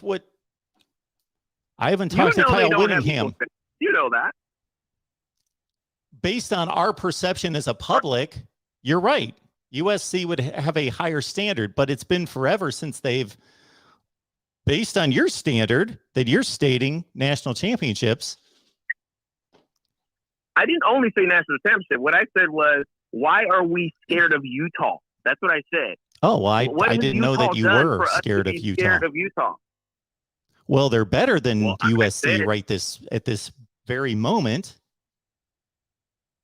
They're beatable. I don't think anybody should be scared of them. Yes, of course they're beatable. They lost to San Diego State last year. They're not invincible by any stretch. Exactly. So who else is representing the Pac-12? Let's eliminate USC. Who's representing for the Pac-12? Who's the best program right now in the Pac-12? Well, as of last season, it was Utah. Okay, and then what did Utah do beyond winning the conference? They didn't do anything. They won the conference. Well, don't you think some teams should at least win a high-level bowl game, or at least get to the playoff and win? Absolutely. I don't know how much you watch me and my videos, but I say this all the time. The Pac-12 is the worst conference, and I would love to see the Pac-12 emerge and start to be competitive. Absolutely. The Pac-12 needs wins outside the conference. There's only going to be one team that's going to do that. I don't know. yes, USC is the best candidate, but over the past 10 or 12 years, Oregon has been consistently the team that has been able to go outside the conference and be competitive. They're the best example of being competitive outside the conference. That's not a good example. Yeah, they're a good example. You're telling me that Oregon has not been the most competitive outside the conference in the last 10 or 12 years. They just beat Ohio State last year, one of the 5 best teams in the country. They've been to 2 national championship games. They beat an undefeated Florida State team in 2014 in the playoff. Would you say that's their best game? Because I said it was Wisconsin. Was it the Florida State game? Would you say that was their best game? Is that what you said? What's their number one victory? Like what would Oregon say? This is our best victory. Oh, probably winning a Pac-12. Well, I think conference championships are much more valid than national championships. National championships are, you understand that we don't have a true playoff. We've got an invitational that's invited by a committee. So now that doesn't mean the conference champions are better than national champions. That's not what I just said. I'm saying that I put a lot of value in conference championships because they're valid. They're legit. There's a structured criteria to them. So since Oregon won a handful of conference championships in the last decade, those would be, to me, the biggest wins that they've had. They won a Rose Bowl. You talk about Rose Bowl. They just won a Rose Bowl. When you said the Wisconsin game, I thought you were talking about like 10 years ago. They won the Rose Bowl over Wisconsin. They also beat them a couple of years ago in the Rose Bowl. No, I'm talking about the DeAnthony Thompson that Wisconsin Rose Bowl. Like against Russell Wilson. But they also beat him 2 years ago in the Rose Bowl. Oregon just won a Rose Bowl 2 years ago. But check this out. USC won a Rose Bowl too. You see how the bar is way higher at USC. We just beat Penn State and nobody cares. When you say nobody cares, that's what I'm saying. You're talking about USC fans don't care? I'm talking about USC. We won a Rose Bowl against Penn State, and that was a damn good Penn State team, by the way. Sure it was. They had a nice running back. Okay. So you're saying that meant nothing? I'm saying that's the equivalent of Oregon's Rose Bowl victory over Wisconsin. Sure. So I thought both were great games, and they were. I'm not getting your point in all this. You're basically stating that USC's got this amazing bar, but they haven't reached it for 18 years. So you can talk all you want about. Yeah, it's like some, not all. Check me right here, Miami fans out there, but some Miami fans talk about their great bar that they have for winning championships. Well, Kansas can say we've got our bar is winning championships. But if you never come close to it, then big deal. You can talk all the time about your standard, but if you're not even USC win the division, start there. Don't even talk about winning national championships, because if USC stepped on a field with one of those other top teams in the nation right now, they would get their doors blown off. Win the division first. Start there. That should be the standard right now. We'll do that. We're going to do that pretty soon. Okay, win the division. Well, it's not a division, but, get to the championship game. They abolished the divisions, but get to the conference championship game. We'll do that. We're going to do that. There's no doubt about that. Great. I want to see it first. Great. Okay. Well, I'll bank more on USC than these other conference teams, these other teams that you want to rep, like Oregon. You're dealing in conjecture, trajectory, and speculation. I'm dealing in the facts that you're talking about a standard, and I am giving you a program in Oregon that has achieved more than USC in the last 15 years. Those are facts, right? Yeah, it's not even debatable. They've won more conference championships. They've won more major bowl games. They've played in 2 national championship games. They've achieved more than USC. Damn near equal. Am I correct? Every time Oregon could go undefeated, they would lose to Stanford. So I mean, I'm not impressed by Oregon. So you can be impressed by Oregon. When USC could have, I didn't say I was impressed or not impressed. You're telling me USC is the standard of the Pac-12, and I'm showing you a program that's been better than USC for the last 10 or 12 years. And it's not even debatable. It's not even a question. I'm not saying they're better now. I'm not saying that they will be better this year, but I'm saying they've been better for the last 10 or 12 years. Right? Am I correct in stating that? Has Oregon been a better program and a better football team over the last 10 or 12 years than USC? Yes. And when I started the conversation, I said the other teams never represent the Pac-12. I started off with about the other team. Okay.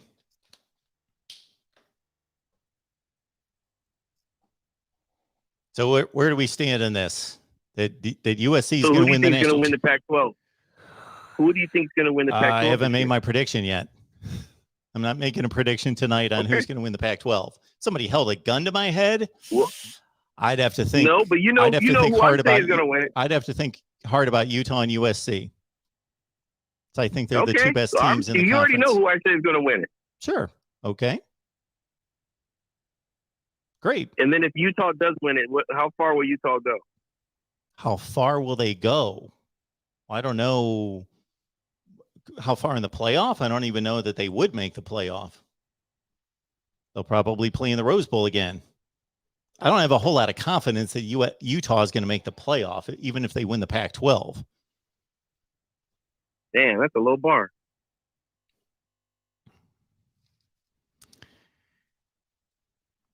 It's a low bar, but it's still higher than what USC's achieved over the last 15 years. Oh, yeah, but we're coming, though. We're coming. All right, you're coming. Well, and then here's another point. Okay, one more point. Lay it on me. The other caller mentioned USC losing to Oregon, and that game prevented us from playing Florida, right? Wasn't there Oregon State? Oregon State, yes. Yeah. Oregon State beat us. That was Mark Sanchez. I wouldn't say we got trounced, but they definitely ran the ball on us, right? It's that no, they didn't get trounced. It was like 33-30 or something like that.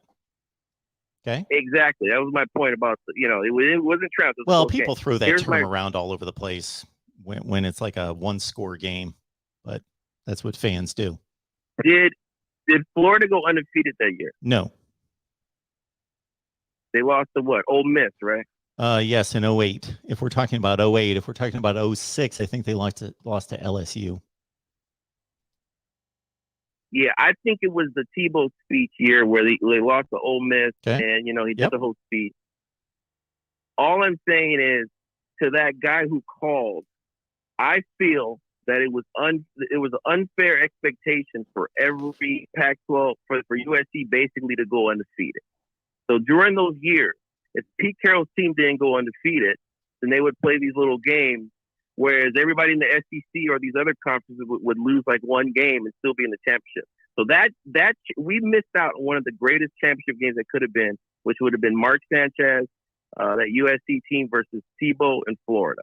I agree. There's no reason why we shouldn't still be in that game with the we lost on a road on a Friday by like 3 points. So I just wanted to say that last point for that last caller who just threw it out there as narrative, like Oregon State trounced us, and that's why we didn't play Florida. We could have easily been put in that game against Tebow. You could have been, yes. Other teams could have been too. Yeah. Penn State only had one loss. We went through championship years a couple weeks ago on here and went through every year, and absolutely USC they could have been in the championship game in 08. Absolutely. 07 and 08 for sure.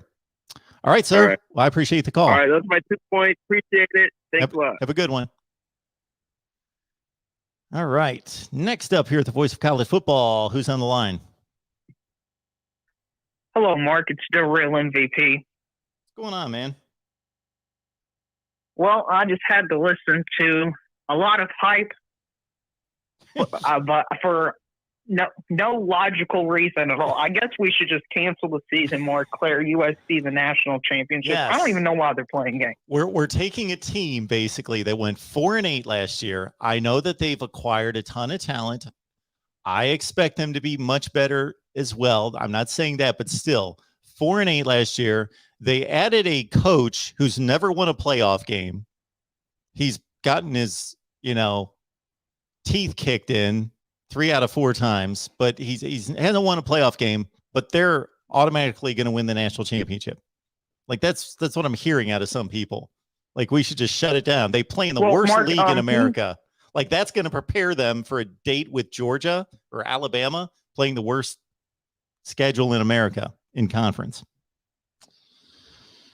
Oh yeah. Well, he said the standard should be for Pac-12 teams to make the playoff and to win national championships. Well, does Washington not exist? Does Oregon not exist? They made the playoffs. Well, that's what I was pointing out to him. Playoff game. Like that USC is this great standard, and I appreciate that their standard all time is this great lofty standard, but you can talk about it all you want, but it's been completely unattainable for 15 plus years. And he says Oregon's done nothing. Well, Oregon's done a whole lot more than USC has.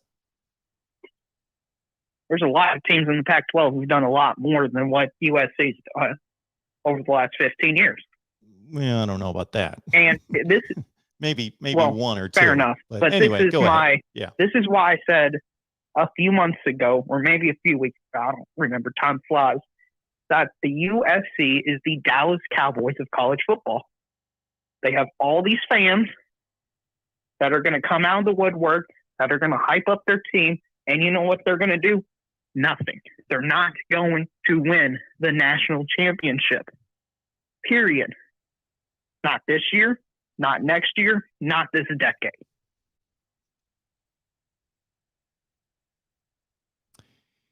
And you've got people on the mainstream media, like I was listening to Colin Cowherd once he talking about USC, and he was claiming they're going to win not one but 2 national titles in the next 7 years.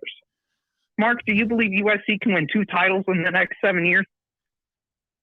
Well, I believe they could. I would not bet on them winning 1. Like if somebody said right this second, held a gun to my head and said, Mark, are you taking 0 or 1 for USC in the next 7 years? I absolutely take 0. Absolutely, I take 0. I'm not saying it can't be done. So people need to understand there's a difference between saying something can't be done versus saying, I don't think when given the choice that it's going to be done. I'll take the field of Alabama, Ohio State, Georgia, etc. against USC. Them making a play, just get to the playoff first. But them going to the playoff versus actually winning 2 games against those kind of teams, that's a whole different level of football. Mark, what has Lincoln Riley done since he's been in the playoffs? Everyone's talking like he's won national championships, won playoff games, and all this stuff. What has he done when he's in the playoffs? He's lost. He's 0-3. Okay. And were they close games in particular? Well, one of them was extremely close. The other 2, they got shellacked. Yeah, they got. Oh, okay. And now we're expecting them to take this worse roster, win a softer conference, and expect to just cakewalk through everybody. Does that sound logical? It doesn't sound logical, no. Maybe he's a really good coach, but again, I only ranked him as the 11th best coach in America, which is still extremely high, but most people have him as a top 3 or 4 coach in America, and I just don't see it right now. I don't see it right now. He never fixed the defense at Oklahoma. Is he better than Nick Saban? Well, no. Is he better than Kirby Smart? No. Is he better than Brian Kelly? No. Jimbo Fisher? No. Exactly. There's a reason that there was rumors that he went to USC because he was afraid of the SEC.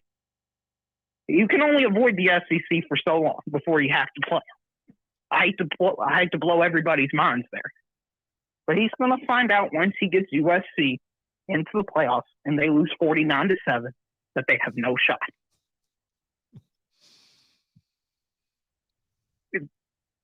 Is there anything I said there you disagree with, Mark? I don't disagree with anything. I think Lincoln Riley's a fine coach, but to date, I'm not going to call him a great coach. He had 5 seasons to fix a defense at Oklahoma that he never fixed. So you can acquire all the quarterbacks and wide receivers and spread defenses and work up all sorts of fancy plays and scheme the defense. But if you're not good on the other side of the ball, you're not going to win against those kind of teams. And he's proven incapable of hiring the right people or figuring it out himself to fix a defense. So we'll see if he can do that at USC. Now he's going to a place that's won in the past. So he's got the facilities, he's got the resources, he's got I don't know if he's got the facilities. I'm not going to call myself an expert on USC facilities currently. But he's got everything in play that he can build a dynasty at USC. I'm not completely sold on Lincoln Riley. I think he's a really good coach, but I'm not considering him to be some kind of great coach as of yet. Yeah, if the standard for USC and their fans were saying, hey, listen, we want to get back to the Pac-12 champion. We want to represent. We don't think we're going to win the title. We just hope to win one under Riley. You know what? I'd be like, I understand that. That seems like their expectation. But this idea that people need to be scared of USC, I have no understanding where that comes from. Yeah, we've got Roger Dodger in the chat right now who says, so many scared Big Ten and SEC fans. I get it.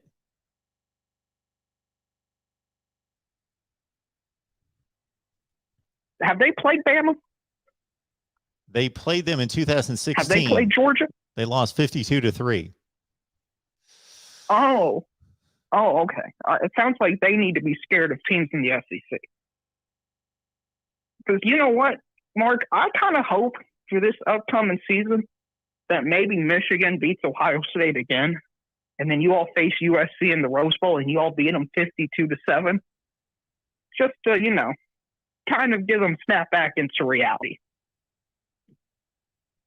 Because there is no way, in my opinion, they are going to beat Alabama, Georgia, Ohio State this year.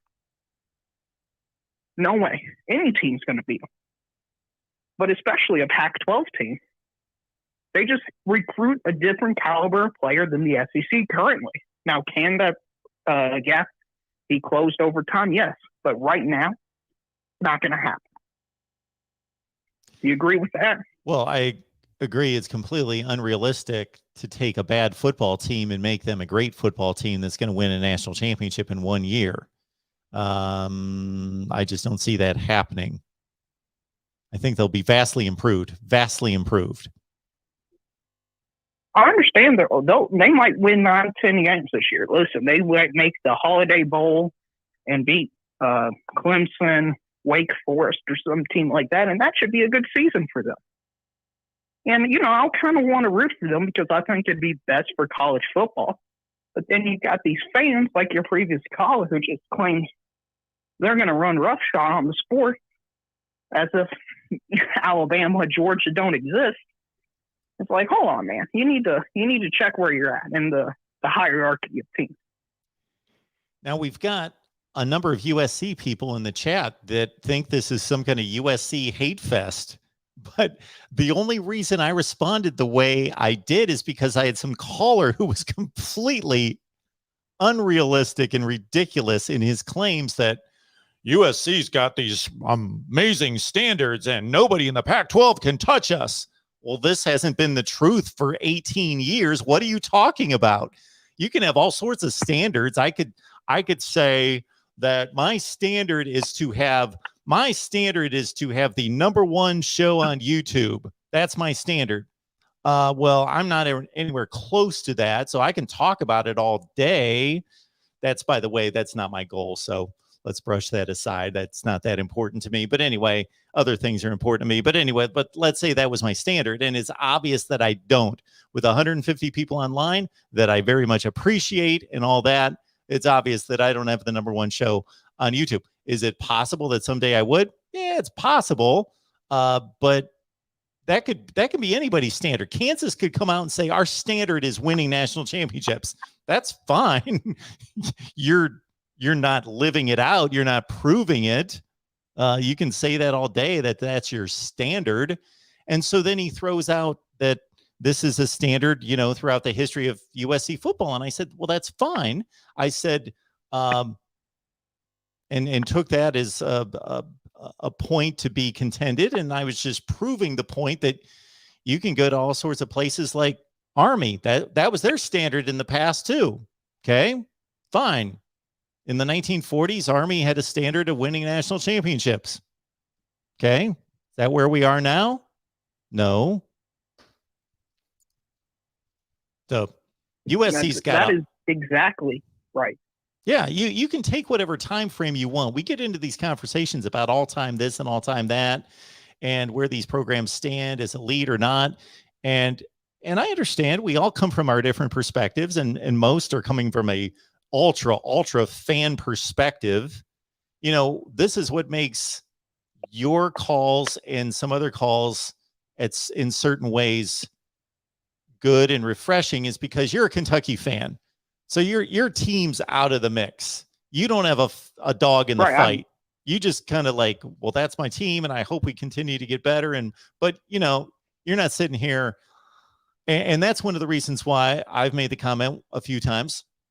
Part of me wishes I was not an Ohio State fan, because if I'm a Purdue fan, I would just say, well, we are what we are. We're 7-5 all the time, and so I don't have a dog in the fight, and so I can argue just from afar the rest of this. But you're able to do that. But when everybody, and this is one of the great things about sports and college football in particular, is people are passionate about their team, but they are irrational. They're irrational. Right. Miami fans. Right. And you hear that all the time with Miami. They're irrational. They talk about their standard of winning national championships. That's not your standard right now. You can talk about it being your standard, but that's not realistic. Right. It's just, I honestly didn't even wanted to bring them up today. I was going to talk about Joe Klatt and LSU and Jimbo Fisher, but I just heard that call and I thought, man, something that insane, or in my opinion, insane, needs to go checked to make sure I'm not the only one going crazy. And it's not like I'm a hater of the Pac-12. I just think there is a program out there that believes they're this, like at the top of the world. When they're 9-3, 8-4, they're a good football team. They're going to be a good football team. They're going to be exciting to watch. And I'm looking forward to seeing USC versus Rice in week 1, just to see them. They're a dynamic offense, score 60, 70 points, and possibly the best scoring offense in the country. But this idea that they're going to go to the national championship is ridiculous. And what I don't want to happen, I think is going to happen, Mark, is you're going to take a lot of calls after the Utah game and they're lose to it, and you're going to have a bunch of USC fans saying, how come we lost to Utah? Is it time to fire Lincoln Riley? Do we need to blow it all up? Do you think that's going to happen? Well, out of certain people. Oh. All right, man. I mean, you saw it. Oh, sorry. Well, is there anything else? Sorry. Yeah, that's all I got for you. The most important thing, though, is hit the like button on the stream, right, Mark? There you go. See you next time. I appreciate it, man. Have a good one. And I'll reiterate that very quickly. And for those of you who know what I'm trying to achieve here in terms of neutrality, being unbiased, having a perspective, but I'm not unbiased. Nobody's unbiased. But I will say that I'm as unbiased as I possibly can be. I don't know that you can find anybody out there less biased than I am. But am I biased? Yes, I got blood running through my veins. We're all biased. Even if it's evaluating the Big 12 and I've got no dog in the fight, I could care less who wins. I got a biased perspective. I don't even know what that biased perspective is, but it's a skewed perspective. So I try to go to the metrics, put it in context. I try to do all the things to take my bias out of my opinion. or out of, I shouldn't even call it an opinion, my take on the situation. But, Ohio State football from like 1987 to 92, 93 was not good.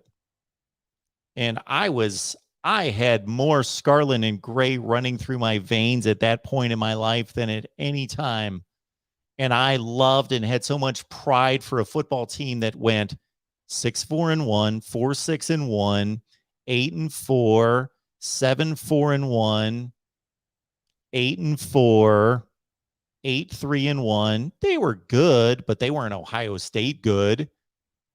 So what happened? How did I talk about Ohio State football? We've got one of the greatest programs of all time. And I talked about the past. But if somebody nailed me down to what's going on right now, I couldn't say that they were anywhere close to Miami and Notre Dame and Florida State and Nebraska. They weren't. They were miles away. And I would try to skew the conversation a little bit. Let's go to all-time numbers and Heisman Trophy winners and all this other stuff. But in the here and now, in 1987, 8, 9, 90, 91, 92, Ohio State was off the map. They were Kansas State, Stanford, Miami, Tennessee. That's who they were. So I still love them. I loved them more than I do now. I cared more than I do now. But I couldn't argue that they were elite or anything like that. Currently, could all time. All right. Super chat. Appreciate it. Uncle Rico. George phone call fund. Oh, Lord. That's going to have to be added with some zeros. But Uncle Rico, I appreciate it. We got the George phone call in tonight. One phone call per person. So I've been lenient, and this is unfair to a lot of you people out there. So I apologize, because there have been times that I've taken a second phone call from certain people. George has been one. There have been a few others, but mainly George. And I've been too lenient. Got to hold people accountable. One phone call. That's it. You're done. I'm on here all the time. It's not like you got to wait a year for the next phone call. So one phone call, and I'm not going to be Mr. Nice Guy and wait and say, you called before. No, it's just going to be click. So don't waste your time. All right. People are waiting. Welcome to the Voice of College Football. Who's on the line? Charlie Weiss's last belt loop. Who am I talking to? I'm sorry. That was kind of muffled. So my username is Charlie Weiss's last belt loop, but okay. I go by Alex. I don't think you've been on here, have you? I haven't seen that. No, I've watched the show with Brian Driscoll when you had him on. Oh, yeah. Brian's great. I want to say first, thanks for not being biased. You know what I mean? When you talk about Ohio State versus Notre Dame, I know Notre Dame is going to be an underdog going in, but I just want to say thank you for not being biased at all with that, especially coming from you being an Ohio State fan. Before you continue, I will most likely say something similar to what I said going into the Oregon game, and Ohio State fans didn't like this, but going into the Oregon game, I was like 14 points. Goodness, give that to me right this second. And if this spread holds at 13, 14, 15, give me Notre Dame. Yeah, you know what I mean? It's tough because Marcus Freeman's changing the whole culture. Yep. And I feel like a lot of people are judging Notre Dame for the last 10 years, 11 years with Brian Kelly. And I don't think it's fair. Like, I understand why his perceptions have to battle. But if you see what Marcus Freeman's doing, he's changing the recruiting classes. He's going after top prospects. The 3 stars is no more. It's 4 stars and 5 stars. And I'm not saying they won't get 3 stars, but what I am saying is, if we're going to make an argument, it kind of sucks because we can say the last 5 years Notre Dame really hasn't done anything. They've had some great seasons, but in reality they got blown out against the big dogs, the Clemsons, the Alabamas. But I don't think it's fair to judge Marcus Freeman in that picture. And I feel like a lot of people are saying Notre Dame's going to be the same old Notre Dame. Well, it's almost like the Lincoln Riley thing we were talking about a few minutes ago, though. You have to understand, until people like Marcus Freeman, this is not Urban Meyer taking over Notre Dame, who can flash a zillion wins and the best winning percentage of all time and 3 national championship rings and some ungodly bowl record. Marcus Freeman hasn't proven anything at the head coaching level. So you got to understand where people are coming from. Notre Dame hasn't won a major bowl game since 1994, and Marcus Freeman has done nothing as a head coach. He hasn't failed because he's just never been one. So you got to understand where people are coming from. They want some proof. Oh, no, I get that. But what I am saying, the first step is changing the recruiting, the mindset, the gap closers, as Brian Driscoll likes to say. And I think that's true. They're definitely closing the gap. Are they there yet? No. I think it's going to take at least 2 to 3 recruiting classes with top 3, recruiting classes to actually be in that picture where they can survive against a team like Alabama or survive against a team like Ohio State. You know what I mean? Where it would be like flip of the coin who can actually win. But I will say that the one team that I'm scared of this season is the Ohio State game. I think if Notre Dame somehow can go into the shoe and actually win, I think they'll win out. I don't know what happens in the playoffs, but I think if they go in the shoe and win, they can win out the regular season. I don't know how you feel about that. Well, I'm gonna make it clear first and foremost that because I know somebody's gonna pin me down to this Notre Dame 13 or 14 points. That doesn't mean Ohio State could not beat Notre Dame by. That's not what I'm saying. I'm saying that the odds, in my estimation, weigh heavily that Notre Dame's going to stay within 2 touchdowns of Ohio State. It could be a really good game, and Ohio State could break it open with 5 minutes left and win it, turn a 28-24 game into a 42-24 final, and they won by 18. That happens all the time. Shoot, what happened with Notre Dame and Wisconsin last year. That was a 1-score game until like 6 minutes left in the game, and then it just went haywire. So yeah, 2 pick sixes and all this other stuff. So anyway, that aside, if Notre Dame beats Ohio State, well, obviously they're only going to have one enormous game. Not that they couldn't lose to other teams on the schedule, of course, but they've got one team that is supposed to be better than them, and it's at home. And if they're good enough to beat Ohio State, sure, they could run the table. I think that's a lot to ask, but it's possible. They probably have as good a team as they did in 2018, and they did it. Yeah. Against a lesser schedule. I was going to say I'd rather play Ohio State. Oh, I'm sorry. I was going to say I'd rather play Ohio State game 1 than game 7 or 8. That's one thing. Oh, I agree with that. And you saw the blueprint against Oregon last year. And for as good as Jim Knowles is in coordinating a defense, it's still going to be the first game of the season. And it's the first time he's going to have a game plan implemented, and he's not going to have game tape to work off of to correct deficiencies in the defense. Yeah. I do got one question. Who do you actually see in the playoffs this season coming up? Well, I do think that Alabama and Georgia are not just the 2 best teams, but they're the 2 best teams that I'm sure of. I believe that Ohio State's practically as talented as those 2, but I have to see the defensive issues fixed. Jim Knowles went to Oklahoma State, and it took him a few years to improve their defense.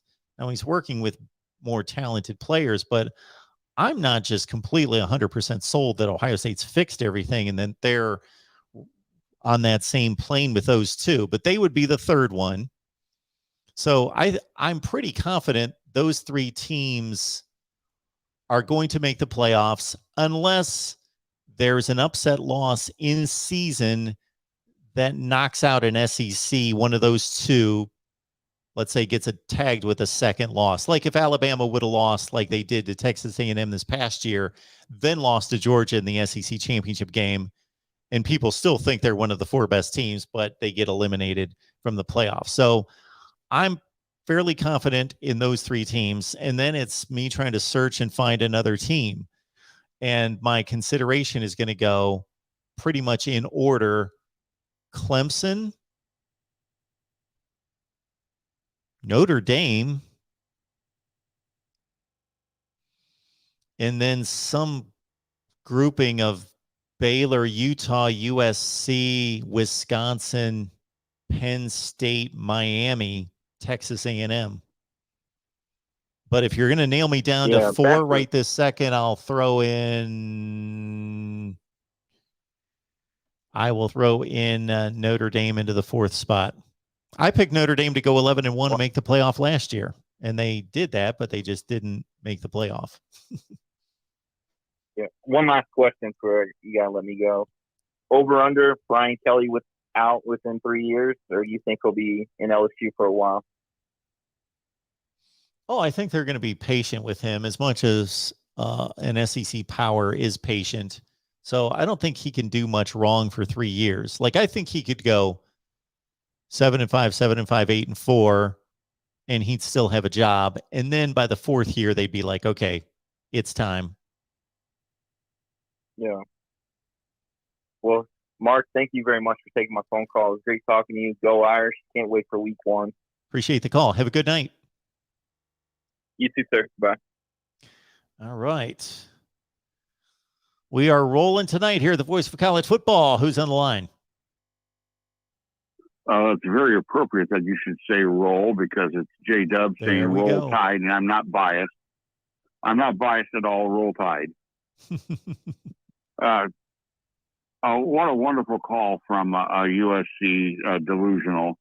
2 national championships in the 70s, 2 decades of disappearing, a national championship in 2004, and now almost another 2 decades of disappearing. My message to you, sir, is know your role. Know your role. Know your proper place. The oldest player on USC's roster had not entered kindergarten when they won their last national championship. Last time I saw USC play Alabama, it was 52-3.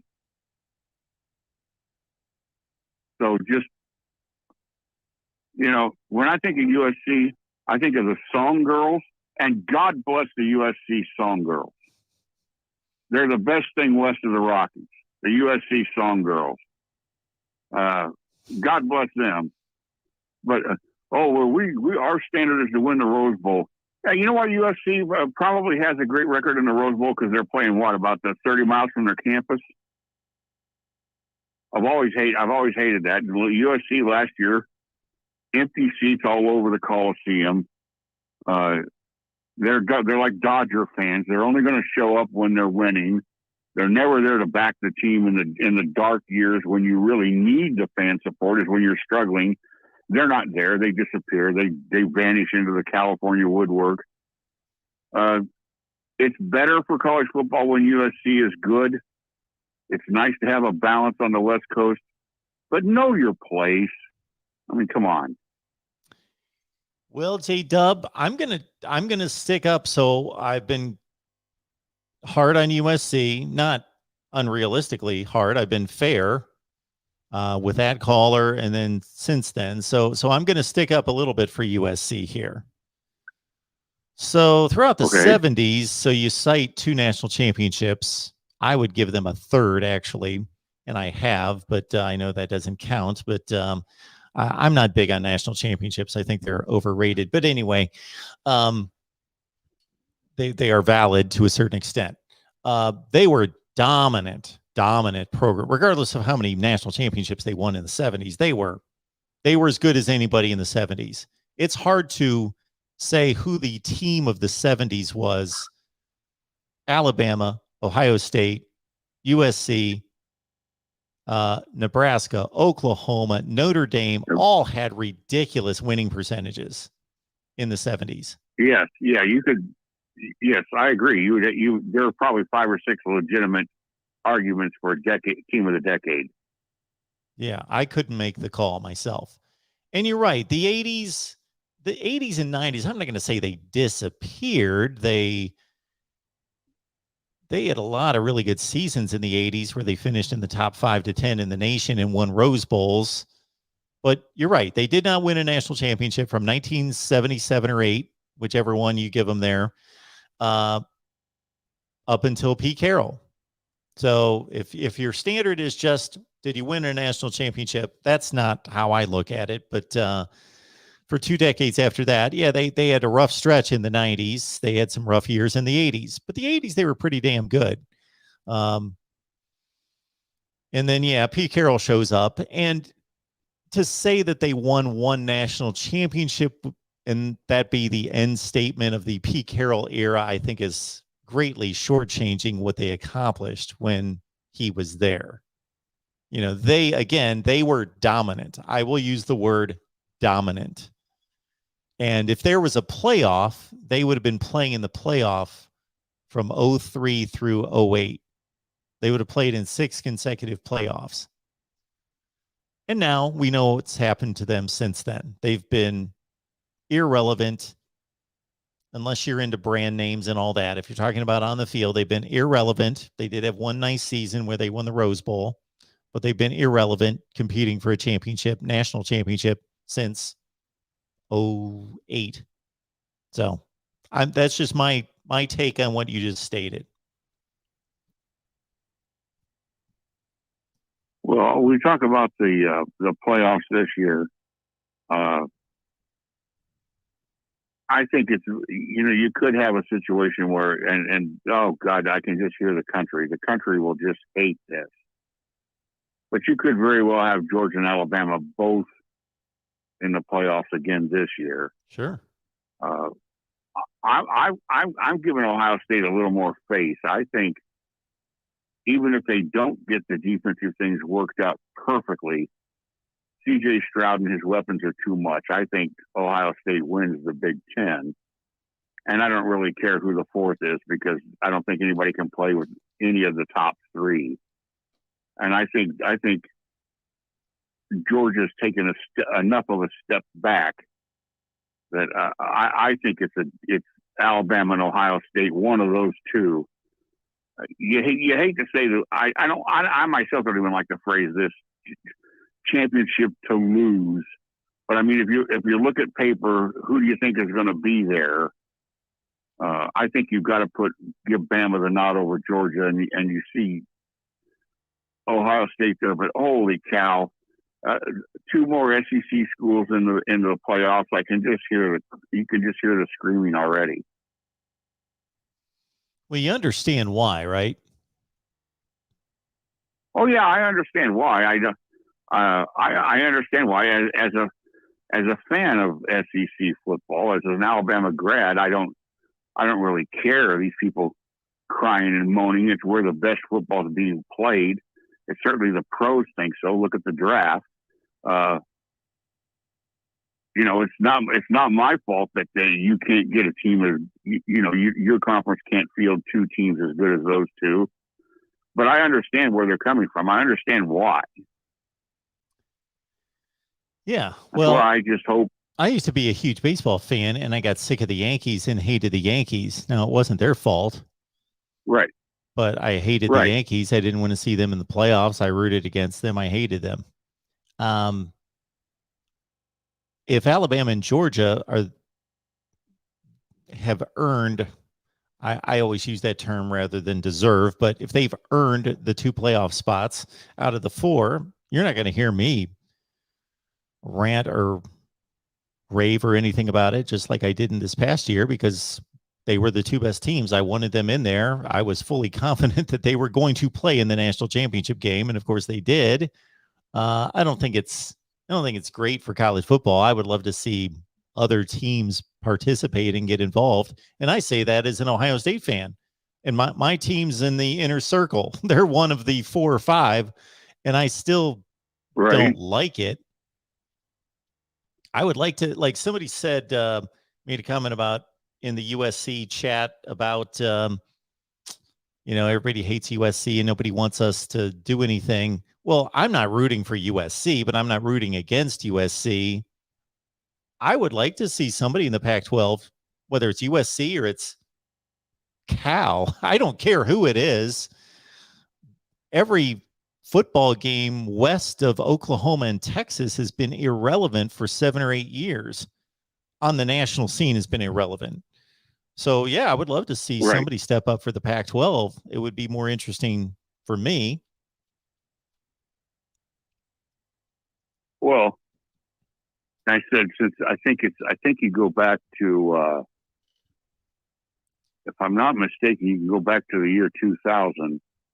And if you discount the national championship that was won in Los Angeles by USC, and one that was claimed in Norman, Oklahoma, and two that were won in, or you got Ohio State with 14 and 02. Mm-hmm. You've got those four. Well, guess what, gang? The other 17 were all won by campuses in the Confederate States of the Confederate States of America. All the other national championships: Florida, Florida State, Miami, Alabama, Georgia, LSU, Clemson, all won by southeastern states. Oh, you put Florida State in there. I got you. Okay. Yeah, I'm sorry. I didn't mean to say Florida State. That would be before 2000, obviously. Duh. No, but Florida, Florida State's not in the SEC, but you're making you're including them as being in the South. I got you. Right, and Clemson in too. Miami. I mean, Clemson obviously Clemson ACC, Miami. but they've got yeah. Now I'm just saying, you know, we're talking about where's the power at regionally, and I agree. As somebody who lives in Iowa, there'd be a much more interest where I live. The 500,000 people that live in the Des Moines metro area would be much more interested in watching Michigan play Alabama, or Michigan or Ohio State play Utah, or something like that in the national championship game, just because it gives it a different flavor and it's from part of the country where they're from. But, you know, it's like you mentioned the Yankees. What do you do about it? Well, you keep working until you're better than the Yankees. You know?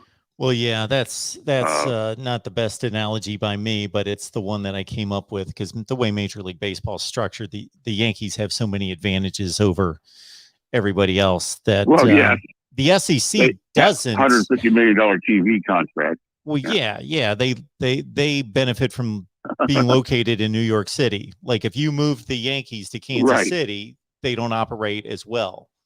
So it's not that they've got some great organization. While the teams in the SEC both run their football programs extremely well and also benefit from the football players being there. So it's both. Yeah. Yeah. And one last thing, I'll let you go here.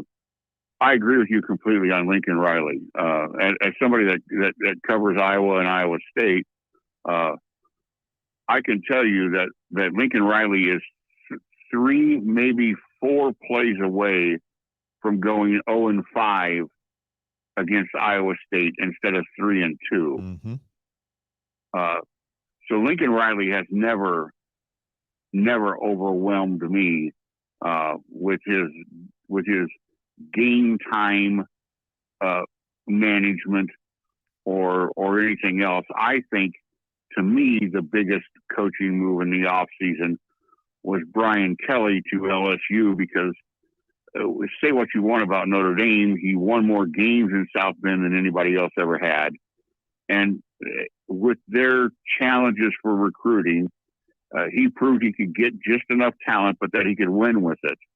And I think having access to LSU facilities, tradition, in-state talent, regional talent, given enough time, Kelly will have LSU back where people are used to seeing LSU. And I, even though that will be, in my opinion, harder for him to do so because of the field he's got to play against than Riley. I think it's a great advantage for Riley is he can attract this great talent and put this great talent on the field, but his competition is nothing like what it would be if he was trying to do this in the SEC West.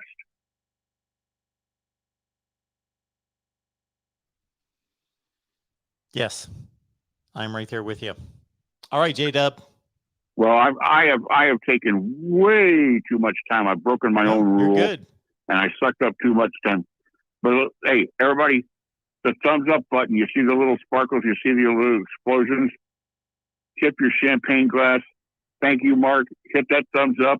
Share the video and tell your friends about it.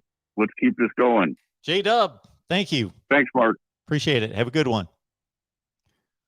Oh, we were going to have one more call. I guess we're going to have two more calls now here at the Voice of College Football. And to anybody commenting in the chat, because the term Confederates was used, am I going to go crazy about that? Am I going to eliminate callers because they use a term that's been used for years and years and years and years about a grouping of states in the South? No. Let's get over ourselves. It's not the end of the world. All right. Welcome into the Voice of College Football. Who's on the line? Hey, Mark. This guy named Uncle Rico in the chat said, Was George not listening? No, he was not listening to me. I'm a man of my word. If I'm anything, I'm a man of my word. My goodness. I'm a man of my word. One call. If you need somebody else to call for you and that person's already made a call, then you need to get somebody else to make the call for you. So it's not difficult. One call per night. Welcome into the Voice of College Football. Who's on the line? Oh, this is Steve. Hey, Steve. How are you? Second time I called you. Well, how about yourself? I am doing just fine. What's up? You had some interesting callers tonight for sure. The USC fan, I think we meant was to say was USC has a strong tradition. Absolutely. Yeah, I think that's sort of what I never come out and said it, but I'm pretty sure that's what it meant. And obviously he was a fervent fan of USC. So I can't fault somebody for loving their team. I mean, maybe he won't express it quite properly, but yeah, he loves his team. I'd like to go back to the playoff 2019 between Clemson and Ohio State, and of course, controversial calls that were made. I just wonder, do you have any idea how they picked the officiating crew for those games? That's a great question. I know that they just have an officiating crew that's not represented by one of the teams. So that was an SEC crew, if I'm not mistaken. But it was. They all get rated and graded. So they're supposed to be the very best that go to the playoff. Now, I don't know, to answer your question, I don't know if that's the best crew or those are the best individuals and they made a new crew. So I don't know if that's an all-star team or that's the best crew. Yeah, I have no idea. It just seemed to me like when you have a dog in the fight, it probably shouldn't be officiating the game that's going to lead to that.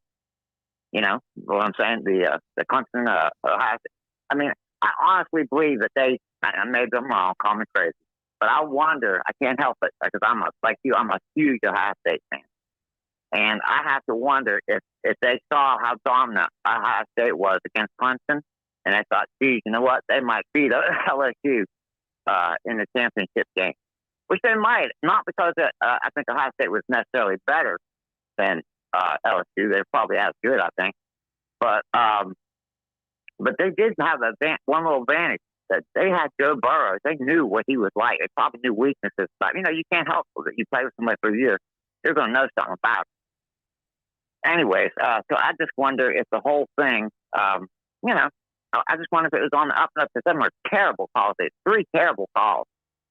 The scooping score after the catch that got knocked out of the receiver's hands, and the targeting call, and the last one, and all those calls ended up in Clemson scores, which changed the course of the game. So, I'd just like to see all officiating be a little more, I hate to say it, but fair.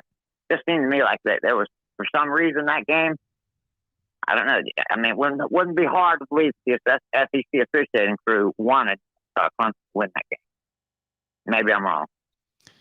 Well, but that's how I feel about it. I think that there's reason to. So you got a conspiracy theory working there, and certainly there were bad calls made. There were. You can say that they were bad. You can say they were questionable. I'm going to say they range from questionable to bad. You had Shaun Wade getting thrown out of a game for targeting. It was targeting, but on the same play, there were other.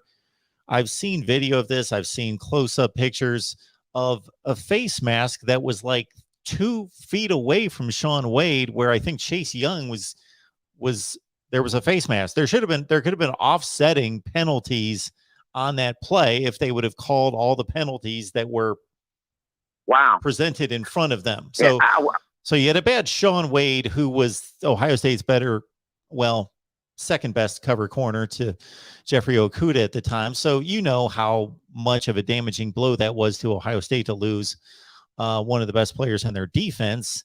And that was what, 3rd and 16 or something. You know, Clemson was stopped again. Yeah. They were getting shut out. There was only like 4 minutes left in the first half. And that's right. And they were going to have to punt. Ohio State was going to get the ball back. Most likely it was going to be 16-0 at half. So was that a bad targeting call? No, I don't think it was a bad call. I think I've seen calls. It was one of those situations where the rule targeting was not applied correctly. It was not stated correctly. It was ridiculous to think that Shaun Wade, when Trevor Lawrence ducked his head down at the last second, could avoid that type of contact. And so you had that call. Absolutely. And that happens in a lot of the targeting calls, you know, where the person they're trying to tackle just happens to duck down at the last second, you know, and so that's of course the targeting call is so speculative anyhow that it's really hard to sometimes to justify them or not. You know, it just depends on, I guess, where you're standing. Yeah, that was nothing close to the worst targeting call I've ever seen in my life. So I'm not saying it was a bad call. It was just unfortunate. I don't like to see big momentum changes in games because of – I don't like to see teams gifted yardage and points, basically given points. And it's not Clemson's fault. It really did. It's they didn't earn the points. And the thing is, every time that Clemson scored, it was on a penalty that let their drive continue. Every time, the first 3 scores they had, they would have, like you say, they would have been shut out at halftime had the officiate not been what it was. But I'm not saying that. I guess I am saying that maybe it sure appeared that the SEC officials were biased. Now, really, if they was not, but I'm telling you, the scoop and score, that's hard. Hard to miss. I'm not ready to say that about the SEC officials. I just say they did a poor job. They did a poor job. To me, there was a clear running into the punter, not roughing the punter. That should have been called for 5 yards. Clemson still would have had to punt the football back to Ohio State. So that was a bad call. That one doesn't get brought up much, but Ohio State got called for roughing the punter. It was running into the punter. Any knucklehead could see that, and it would have just been 5 yards. And again, it was like a 3rd and 12 or whatever. So Clemson would have had to punt again. And then you bring up when a player catches the ball, and for anybody that's not just listening but watching, in both of his hands. When you catch the ball like between the numbers, and you have time to lift it up above your head, bring it down, turn, twist all the way around, and take 3 steps, you certainly have possession of football. We make this. How do you miss that? We make this way too difficult. Yeah, I could see them missing it if we didn't have replay. You know, those things happen so fast. You can look at it 10 times. But in replay, it's obvious. It's moronic. It was just a blown call by the officials, and it was a poorly officiated game. And even despite all It that, really Ohio was. State And something still important. should have won the game. They still should have overcome it. They still had J.K. Dobbins They did drop have a a chance. touchdown pass and things like that. So they still Yep, blew the they still had- game. You're right. And they still You're had a exactly right. They still miscommunication had a chance. between Fields and Olave, miscommunicated because they had driven down to the 20-yard line to win the game. Right. So despite all And they got that, intercepted. Ohio State, who knows what they could have beaten Clemson by. They could have beaten them by 4 touchdowns. Oh, like they did the next year. Oh, maybe. Exactly. and because we did dominate Clemson that game. We really did. I don't care what scoreboard says. If you watch the game physically, scheme-wise, in every way you look at it, Ohio State dominated, except for the final score, of course. But I really gave us a chance against LSU for no other reason than we need Joe Burrow as well. So, but look, I know you got a lot of people trying to call. I so appreciate you taking my call, Mark. I really do. And don't forget to subscribe and like, folks. And Mark, I hope you have a great evening. Well, I appreciate the call. Have a good night. Thank you. You too. Bye bye. And I think for you guys that watch on a regular basis and know what I'm all about, you'll understand this statement. Of course, I hate that happened against Ohio State. Of course, obviously, you don't want your team getting screwed. But for the sake of this channel and this show, I really wish that would have happened to somebody else, because I would still be saying the same exact thing. If that would have been Georgia that got screwed against Clemson in a national semifinal game, I'd still be saying the same thing. And I'd be just as adamant about it. I wouldn't care that they got screwed, except for I want to see justice on the field. But I would be arguing the same thing. It just happened to be against Ohio State. And I think even reasonable Clemson fans can watch that game and say, yeah, we got the benefit of the calls. Like, and what's funny is that it wasn't just one like really bad call. It was like 4. Again, I'm going to put them in a range, not all just flat out bad calls, but questionable to bad. And they all went Clemson's way. And that's just the way it is. And that's really not debatable. They all went Clemson's way. Clemson still made the plays in the fourth quarter. And on the last drive, or the second to last drive, the last offensive drive for Clemson to win the game. Ohio State could have stopped them down at whatever they had, the 5-yard line, the 10-yard line, but they let Travis Etienne be a pass receiver suddenly. He didn't do anything on the ground. He became a pass receiver, and Clemson was extremely resourceful to win that game. And every analyst said after the game, Ohio State should have won that game. They were the better team. They were more dominant. They were just better along the lines of scrimmage, but they blew the game. They blew the game. All right. And that's kind of a double-sided situation in terms of analysis when I mention like J.K. Dobbins drops a touchdown pass. That's not Clemson's fault. They benefited from it. Clemson didn't make a play. That could have been Kansas's defense on the field, and J.K. Dobbins still dropped the ball. So Clemson didn't make a play. There's a difference between making plays and then being gifted. So when people bring up turnovers sometimes, some people bring them up as just luck. Well, we shouldn't have turned the ball over 4 times. That was lucky. Well, sometimes they're lucky. Sometimes they're really good plays by the defense. I've got to look at each turnover and tell you what I think they are, because sometimes defenses get turnovers because they're great players making great plays. They're whipping the left tackle off the edge and getting to the quarterback and getting a strip sack. That's a great play by the defense. The receiver, the corner baiting the quarterback and breaking on the ball and picking it off. That's a great play by the defense. When Clint Sterner in 1998 at Arkansas versus Tennessee just turns around and drops the ball on the field and Tennessee recovers, well, that's not a great play by the defense. That's just a miscue that they took advantage of. It's not their fault. They shouldn't apologize for it. Clemson shouldn't have to apologize for taking advantage of bad calls and Ohio State miscues that they did not force unforced errors. It's like in a tennis match.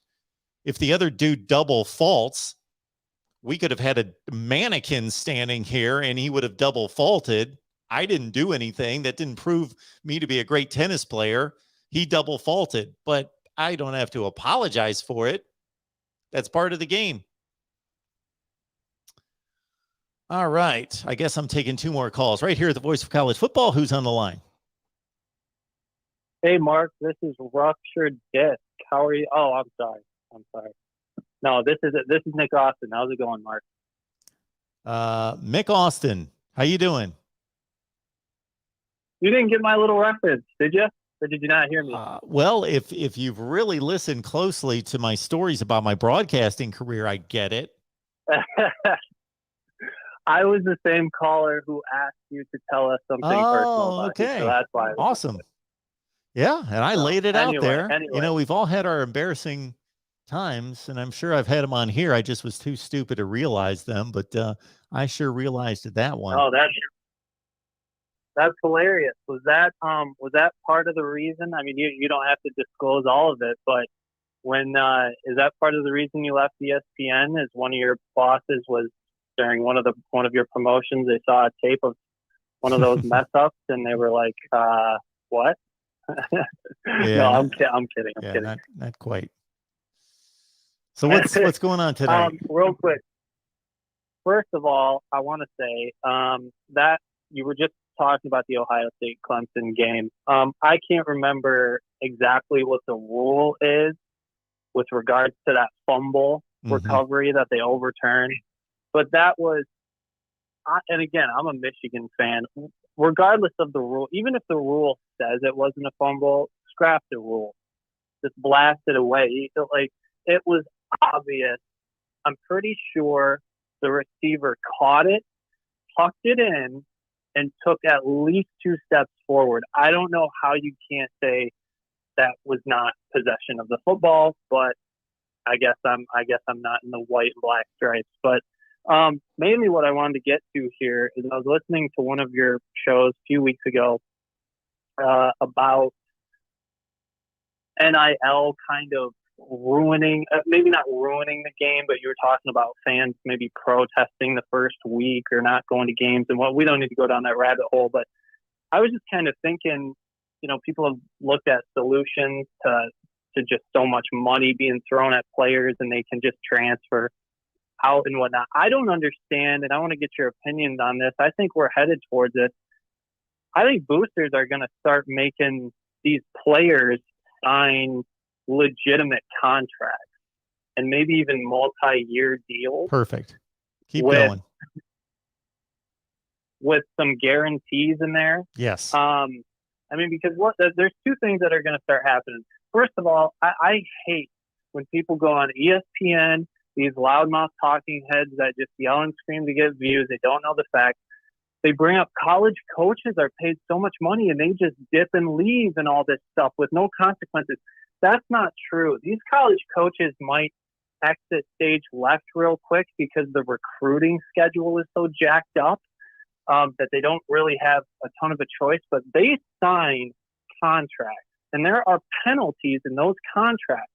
And the school that hires them or takes them away might be like, hey, like USC with Lincoln Riley, like we're willing to pay the extra money that you would be liable for in the contract.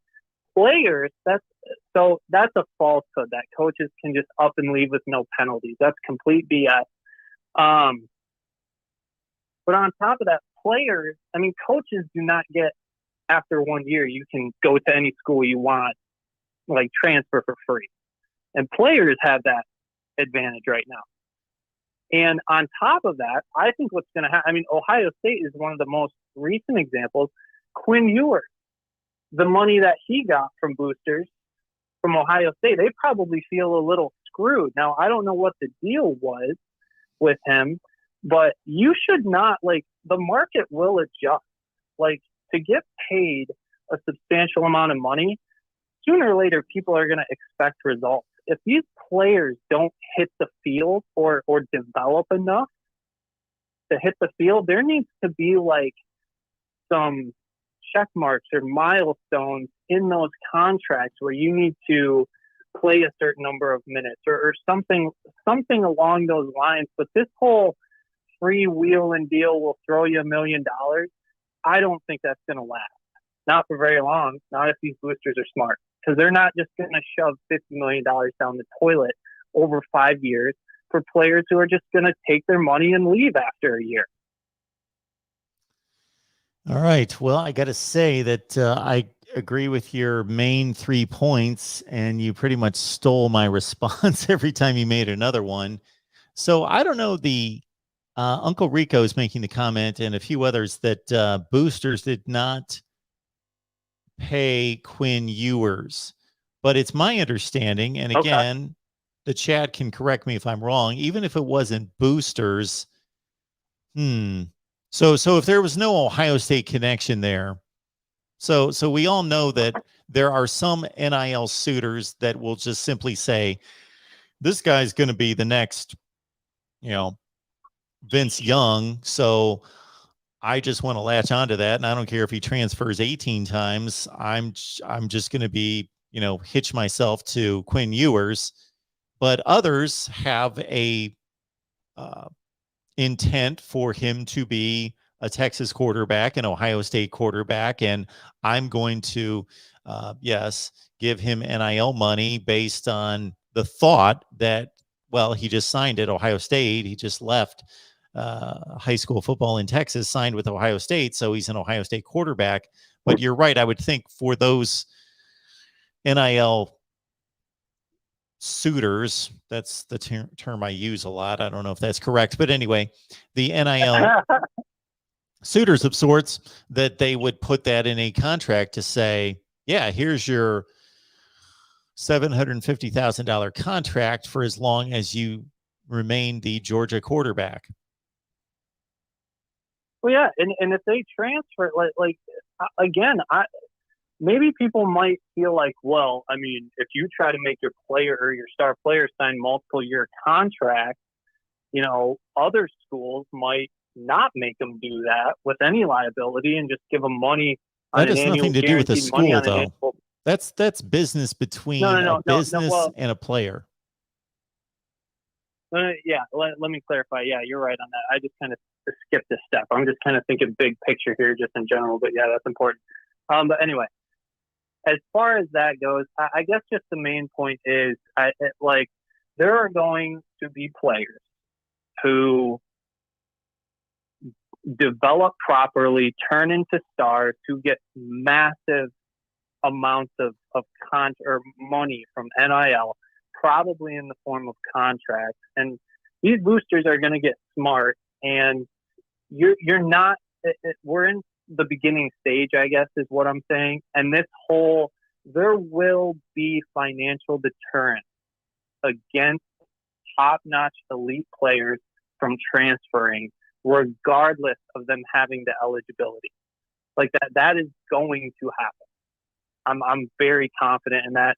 And I think it's kind of funny that the people who are saying, well, there shouldn't be, well, I've heard some people say there should be a salary cap or something like that, which is absolutely ridiculous. Like, I'm not going to get into all that, but I just kind of think it's funny that the people out there who are, which I'm for players getting paid, but the people out there who are yelling and screaming, these players have deserved to get paid, they've got screwed by coaches who just want power and whatnot. I think those are the same people who, the second that a player signs a contract and transfers and violates that contract, and if he gets sued, I wouldn't be surprised that those same people are like, well, he's just 18 or 19. It's not fair. He didn't know the contract he was signing. Like, do you think something like that's going to happen? Well, first of all, the salary situation, it's not a salary. So everybody that screams salary cap, there's no salary. These are private deals between player and company. Yeah, or booster collective, whatever it is. It's not the schools paying the players. So there should not be a cap. I don't want a cap on how much money I can earn as a free market enterprise, nor should these guys have. Now, if the college football powers that be want to organize into some kind of league and pool money, then that's similar to professional sports, that they can say, we take 10% of your NIL for the greater good of the league, and so everybody can survive and be competitive. Then that's a whole other deal. Now, once again, what question are you asking me? Issues with, I guess I was just wondering. I guess that's not the most important question. I'm more interested in what you just said. If stuff like that, the example you just gave, starts to happen, wouldn't you almost have to, the players or somebody wouldn't there have to be some sort of legal representation for the players? Like almost like a players association? Sure, there or would something be. like that. Then you can't, but like that's part of my whole issue with that is how can there be, I'm sorry, you can't really compare. I mean, still, these kids are in college and whatnot. They're only in college. They have limited eligibility. In pro sports, you're just there for as long as you're good enough. I don't think you can't have a players association in college. Like, that wouldn't work. That's a totally different thing. I think that would completely flop.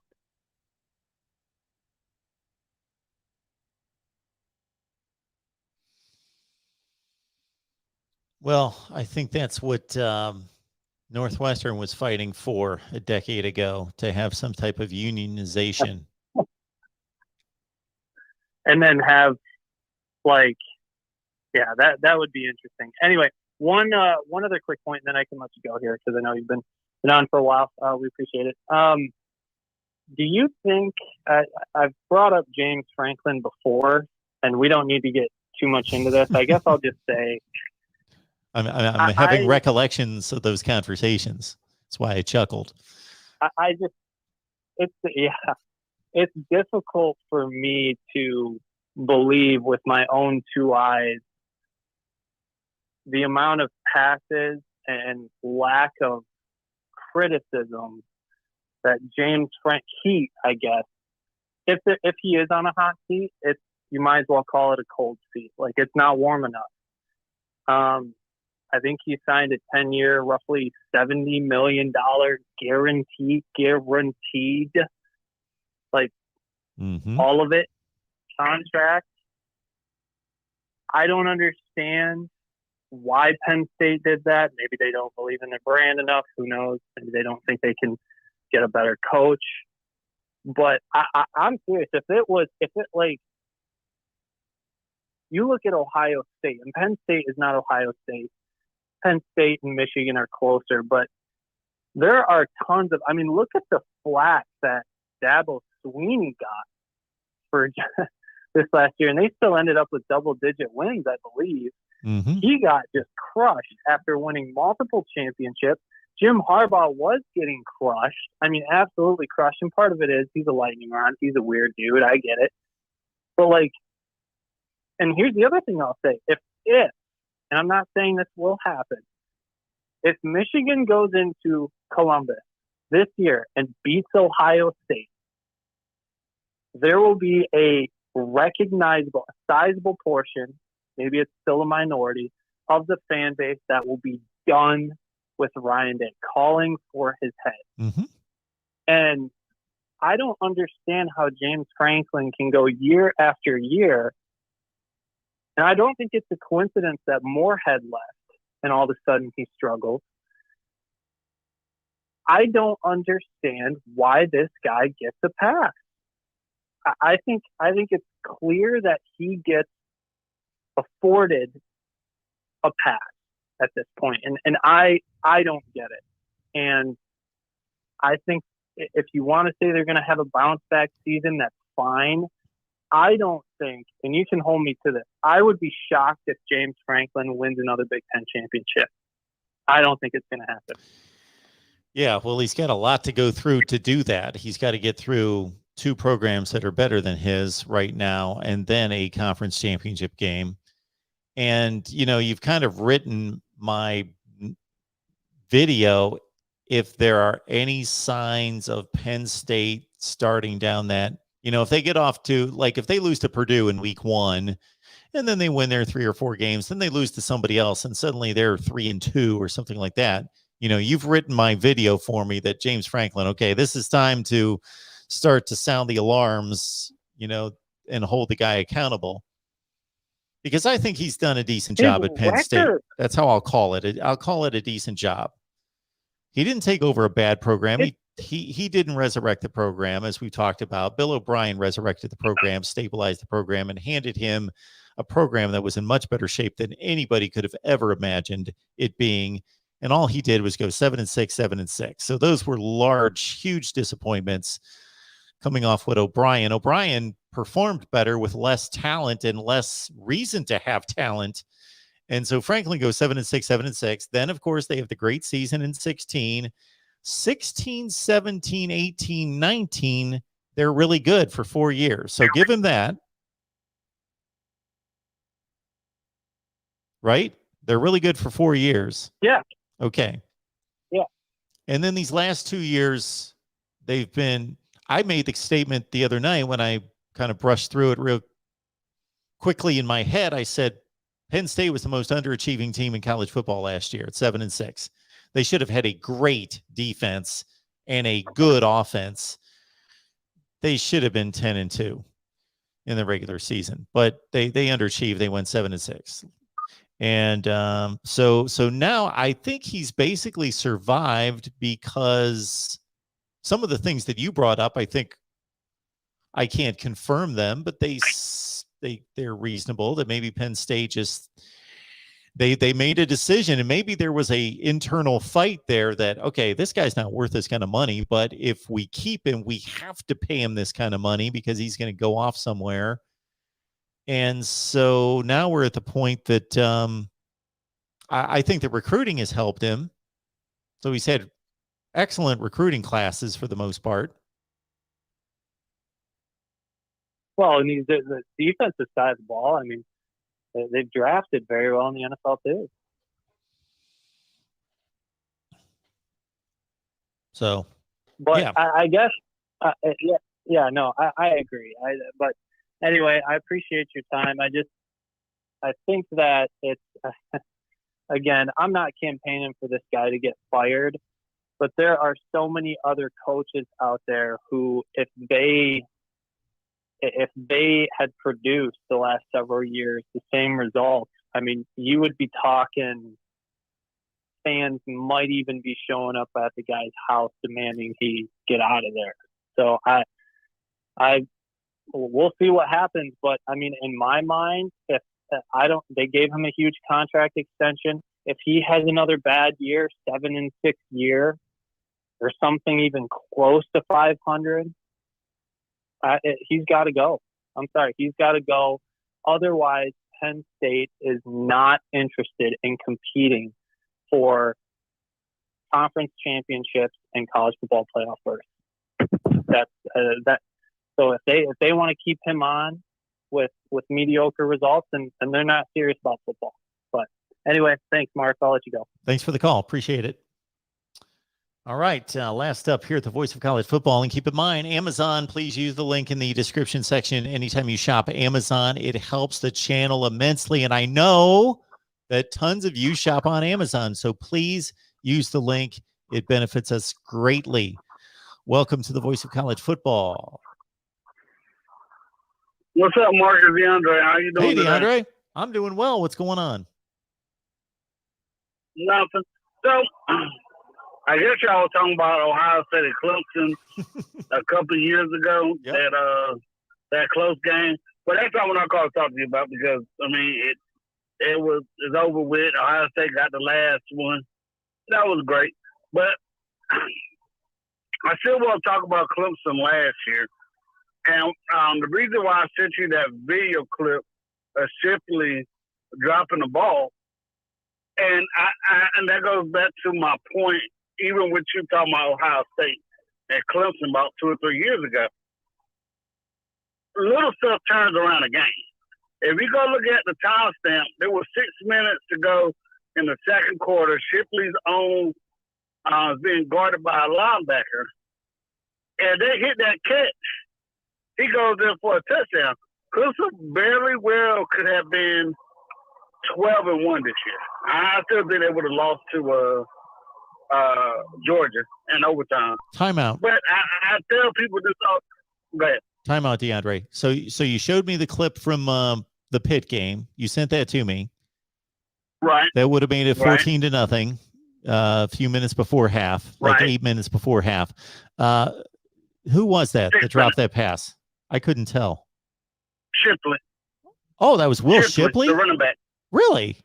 Okay. Yep. All right. I thought it was a wideout. Anyway, regardless, okay, so they went 9-3 in the regular season. So let's go. We'll go along with your thinking, because I was just pointing out to you, okay, well, they were still up 7-0, 8 minutes left in the first quarter. But to your point, I'd be making the same claim. If Ohio State or anybody dropped a game like that, and they could have went up 2 touchdowns, I would be saying the same thing. If they catch that ball, who knows? You can't say either way, but you can at least say, Right. So where do you get 12-1? Where's your other? Lost Georgia. Oh, I think we should have lost to Georgia in overtime. Yeah, because the reason why I say that, where are you picking up another win? NC State? I think we should have beat State. Yeah, because remember, that was a 1-point loss. Remember, Justin Ross dropped the 2-point conversion. Remember, he played one of her shows. Well, if you go 11-1, that completely changes your season. You go to an ACC championship game, and then you go to a playoff, or if you lose, you go to a really good bowl game. So you're not playing Iowa State. Right. And you got to admit, DeAndre, that Iowa State game, you benefited from 2 crazy plays in that game. They still have, and I want to get back to this right here. We go back to that Pitt game. Yeah. They had a total of 15 false start, but jumping outside penalties. 15? And I gave Pitt first down.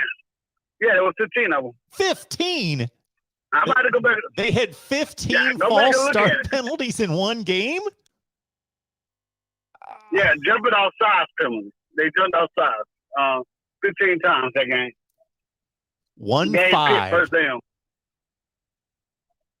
Yeah, I believe that's right. Okay, I'm gonna have to check. I go back and look at it, and I feel like watching this game now. I watched it at the time. I just don't remember. Oh well, DeAndre, I want to watch about 100 games from last year, and I never get to. So I don't know that I am, but I watched it once. So well, we can look it up in the box score. Yeah, if my laptop was working. Go back to all the false start penalties. Okay. Yeah. Yeah. But my point is that, like you said, with the Ohio State and Clemson game a couple of years ago, they swing because of momentum. And I want to put it like this. Clemson lost their all-time leading rusher. They lost the number 1 draft pick in the draft, and they still went 10-3. They lost. T. Higgins was already gone, but Ross wasn't healthy the whole year. They lost most of their what's called it. And you tell them you still go 10-3. He had a chance to go 11-1 in the regular season. So I don't understand why there's all this like Clemson's gonna die. Well, DeAndre, I think Clemson's gonna die because go ahead. I'm not one of those people that say Clemson's gonna die. So let's understand that. No, I know you're not. I've not been one of those people. I have. So anyway. But I have, when you've made these claims before, what have I said? I've also pointed out the games that they won that were very shaky. Georgia Tech, BC, Syracuse.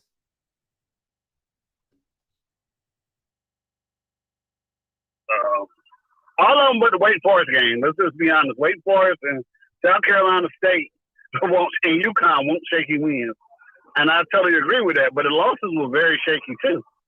I mean, they could have went either way. But my point is, we lost 2 iconic players to the draft, and we still was there. Sure. At the end, and I don't know why people are still saying like they're going to all of a sudden die. Just like when Ohio State got beat by Oregon. Like, Oregon just ran up and down on them. Most of y'all defensive line were freshmen. Like, I think one of the starters just got there in the summer, and he just had finished up his recruiting. They have a great team. I mean, they bounce back and they lit people up. Okay. I just don't get it. I got you, DeAndre. So 2 things here. Pitt did outgain Clemson by 150 yards in that game. Right. And number 2, Clemson only had 5 penalties in the game for 46 yards. So they certainly did not have 15 false starts. Oh, okay. I thought it was a game that had 15 false starts. So that was a bunch. But yeah, I had to go back and look at what I was talking about then. But yeah. But like I said, that catch by Shipley could have been a game changer with 6 minutes to go in the first half. It could have been something else differently. But hey, that's the world that we live in. And you know, if ends and should have been, that's what happened. You know, so I was just bringing that point up when people are so hard on Clemson about what happened to them this year. And I really think they're better than what people. I think they're going to be better than what people think they're going to be. And I know people say, well, they picked to be finished number 4, but the regular people, they starting the season off at number 4. But regular people like, nah, man, Clemson's dead. DJ sucks. Yeah, he had a bad year.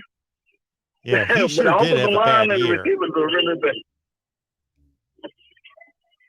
Yeah, but it also so did the offensive line and the sure and the receivers. And I go back to this again. Go look at Clemson production in the NFL draft as far as offensive lineman comes. For whatever reason, Dabo has not figured out that he does not do very well with improving his offensive line coach. I don't know if we still got the same offensive line coach, but why don't we put more offensive line talent in the NFL? Even with Trevor Lawrence, I mean, Deshaun Watson, Taj Boyd. I know Taj Boyd didn't get drafted, but why don't we put better offensive line talent in the NFL? I just don't think we developed that position very good, and that hurts us. I forgot to punt him, the kid on the team now. I don't know, everybody was hyped about that we got him, and I mean he's been marginal. Everybody was pumped about it. But I'm gonna let you go, Mark. But I just got one more thing for you. Sure. Quentin Euros, the guy that y'all was talking about earlier, the guy Ohio State. Yeah. So I'll follow recruiting a little bit. So I see that Manning's son is thinking about going to Texas too. Wouldn't that be amazing? Quentin Euros made all this money and might not never get on the field. Yeah. I mean, I know it's a long stretch, but he'll get on the field somewhere. Yeah, but think about how much money might have been paid out to this gentleman. And it's none of my business. He's making the money. He's making the money. But think about how much money that probably went through his hands. And he might say, yeah, he might get on the field somewhere. But I like C.J. Stroud, but I know he wasn't as heavily recruited as Quentin Euro was. No. Wasn't he a 4-star and Quentin Euro was a 5? Yes. So, and he did with that receiver group. Neither one of them had a start in the college ball. He wasn't able to beat him out. Now he's going down to Texas. I don't know the Texas quarterback that's currently there now. But everybody said he'll probably start. Yeah, so he's probably going to start the season. Well, so the Texas quarterback that's there currently is Hudson Card. He won the job over Casey Thompson coming out of camp last year, but had a couple marginal games against Arkansas, and I don't know that he played at all against Oklahoma. He might have gotten benched against Arkansas, and then he played a little bit during the rest of the season, but they handed it over to Casey Thompson. He's the one who transferred to Nebraska. So Hudson Card's still there, but he didn't exactly light it on fire last year. So I don't know who's going to win that job. Oh, okay. My bet would be on Ewers, but that's only like 60-40. Well, we don't beat them out because this is like the seventh person to ever have a perfect composite in the in this era. So I mean that's just amazing. And like I said, if he doesn't beat them out, I mean that's just crazy. I mean it happens because look at JT Daniels. I mean he's been beaten out by walk-ons twice. Some people just missed the evaluation. I mean, he was Mr. USC and everything. I don't think that JT Daniels was beat out by a walk-on. He got hurt. But they ain't get a job back to him. No, they didn't give the job back to him. Beat out. I don't know that he got beat out. He won the job in 2020. As soon as he got healthy, halfway through the season, they put JT Daniels in the lineup as the starter, and he finished out the season. They won the Peach Bowl. He finished out the season in 2020. He won the job. He was the starter against Clemson. He didn't get removed until he got hurt, and then he never got back in the lineup. I don't know that he got beat out by the walk-on. And similarly, let's understand that Quinn Ewers was only on Ohio State's campus and on the team last year because he reclassified up. He should have still been a senior in high school. So this is really supposed to only be his true freshman season right now. Right. Yeah. I'm not ready to bury the guy. Happens, I mean. No, I'm just saying, I won't bury him either, but what I'm saying is, wouldn't it be amazing that if he never gets on the field, and he done got all the money for NIL, and where everybody sit around talk about NIL, and he might not never get on the field. I mean, I'm not saying he won't, but I'm just saying if he never does, I mean, I never see the guy play. So outside of clips I saw on YouTube, and I'm not saying that he's a bad quarterback. I'm just saying what happens if that happens. That would be just funny, and everybody's going to put all this money in him in NIL. So that's what I'm saying. I wish the kid the best. I mean, because I know I have nothing against him. It's not like he played at Ohio State anymore, you know. But I just found it funny that we all talk about NIL and you have all the stuff going on with it. All right, DeAndre. You might lose out a lot of money. All right, Mark. Well, I appreciate the call. Thank you for the contribution tonight. Thank you for that.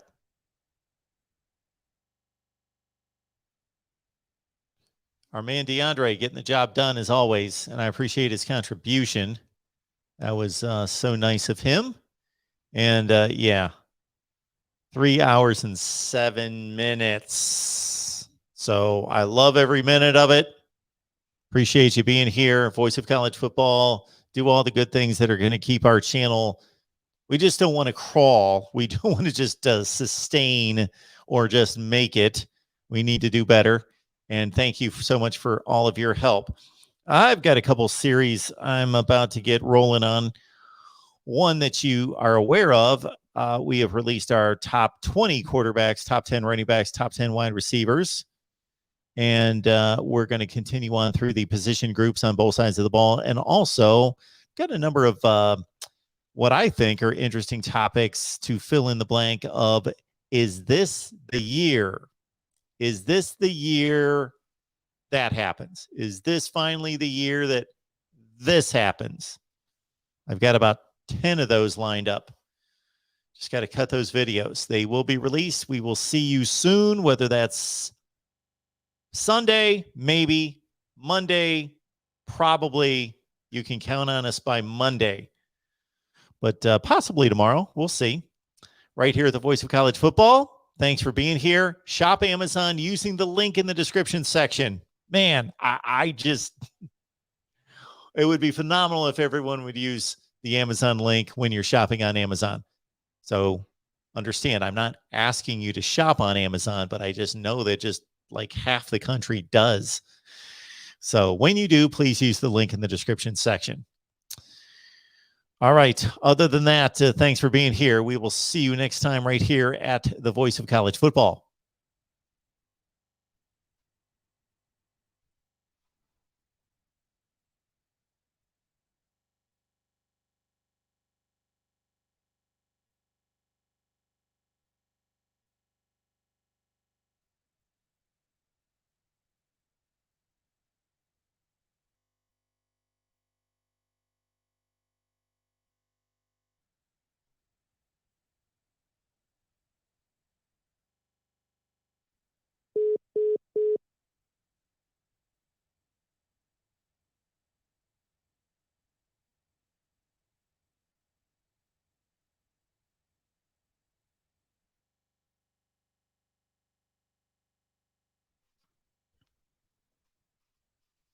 Thank you, E. Gibson.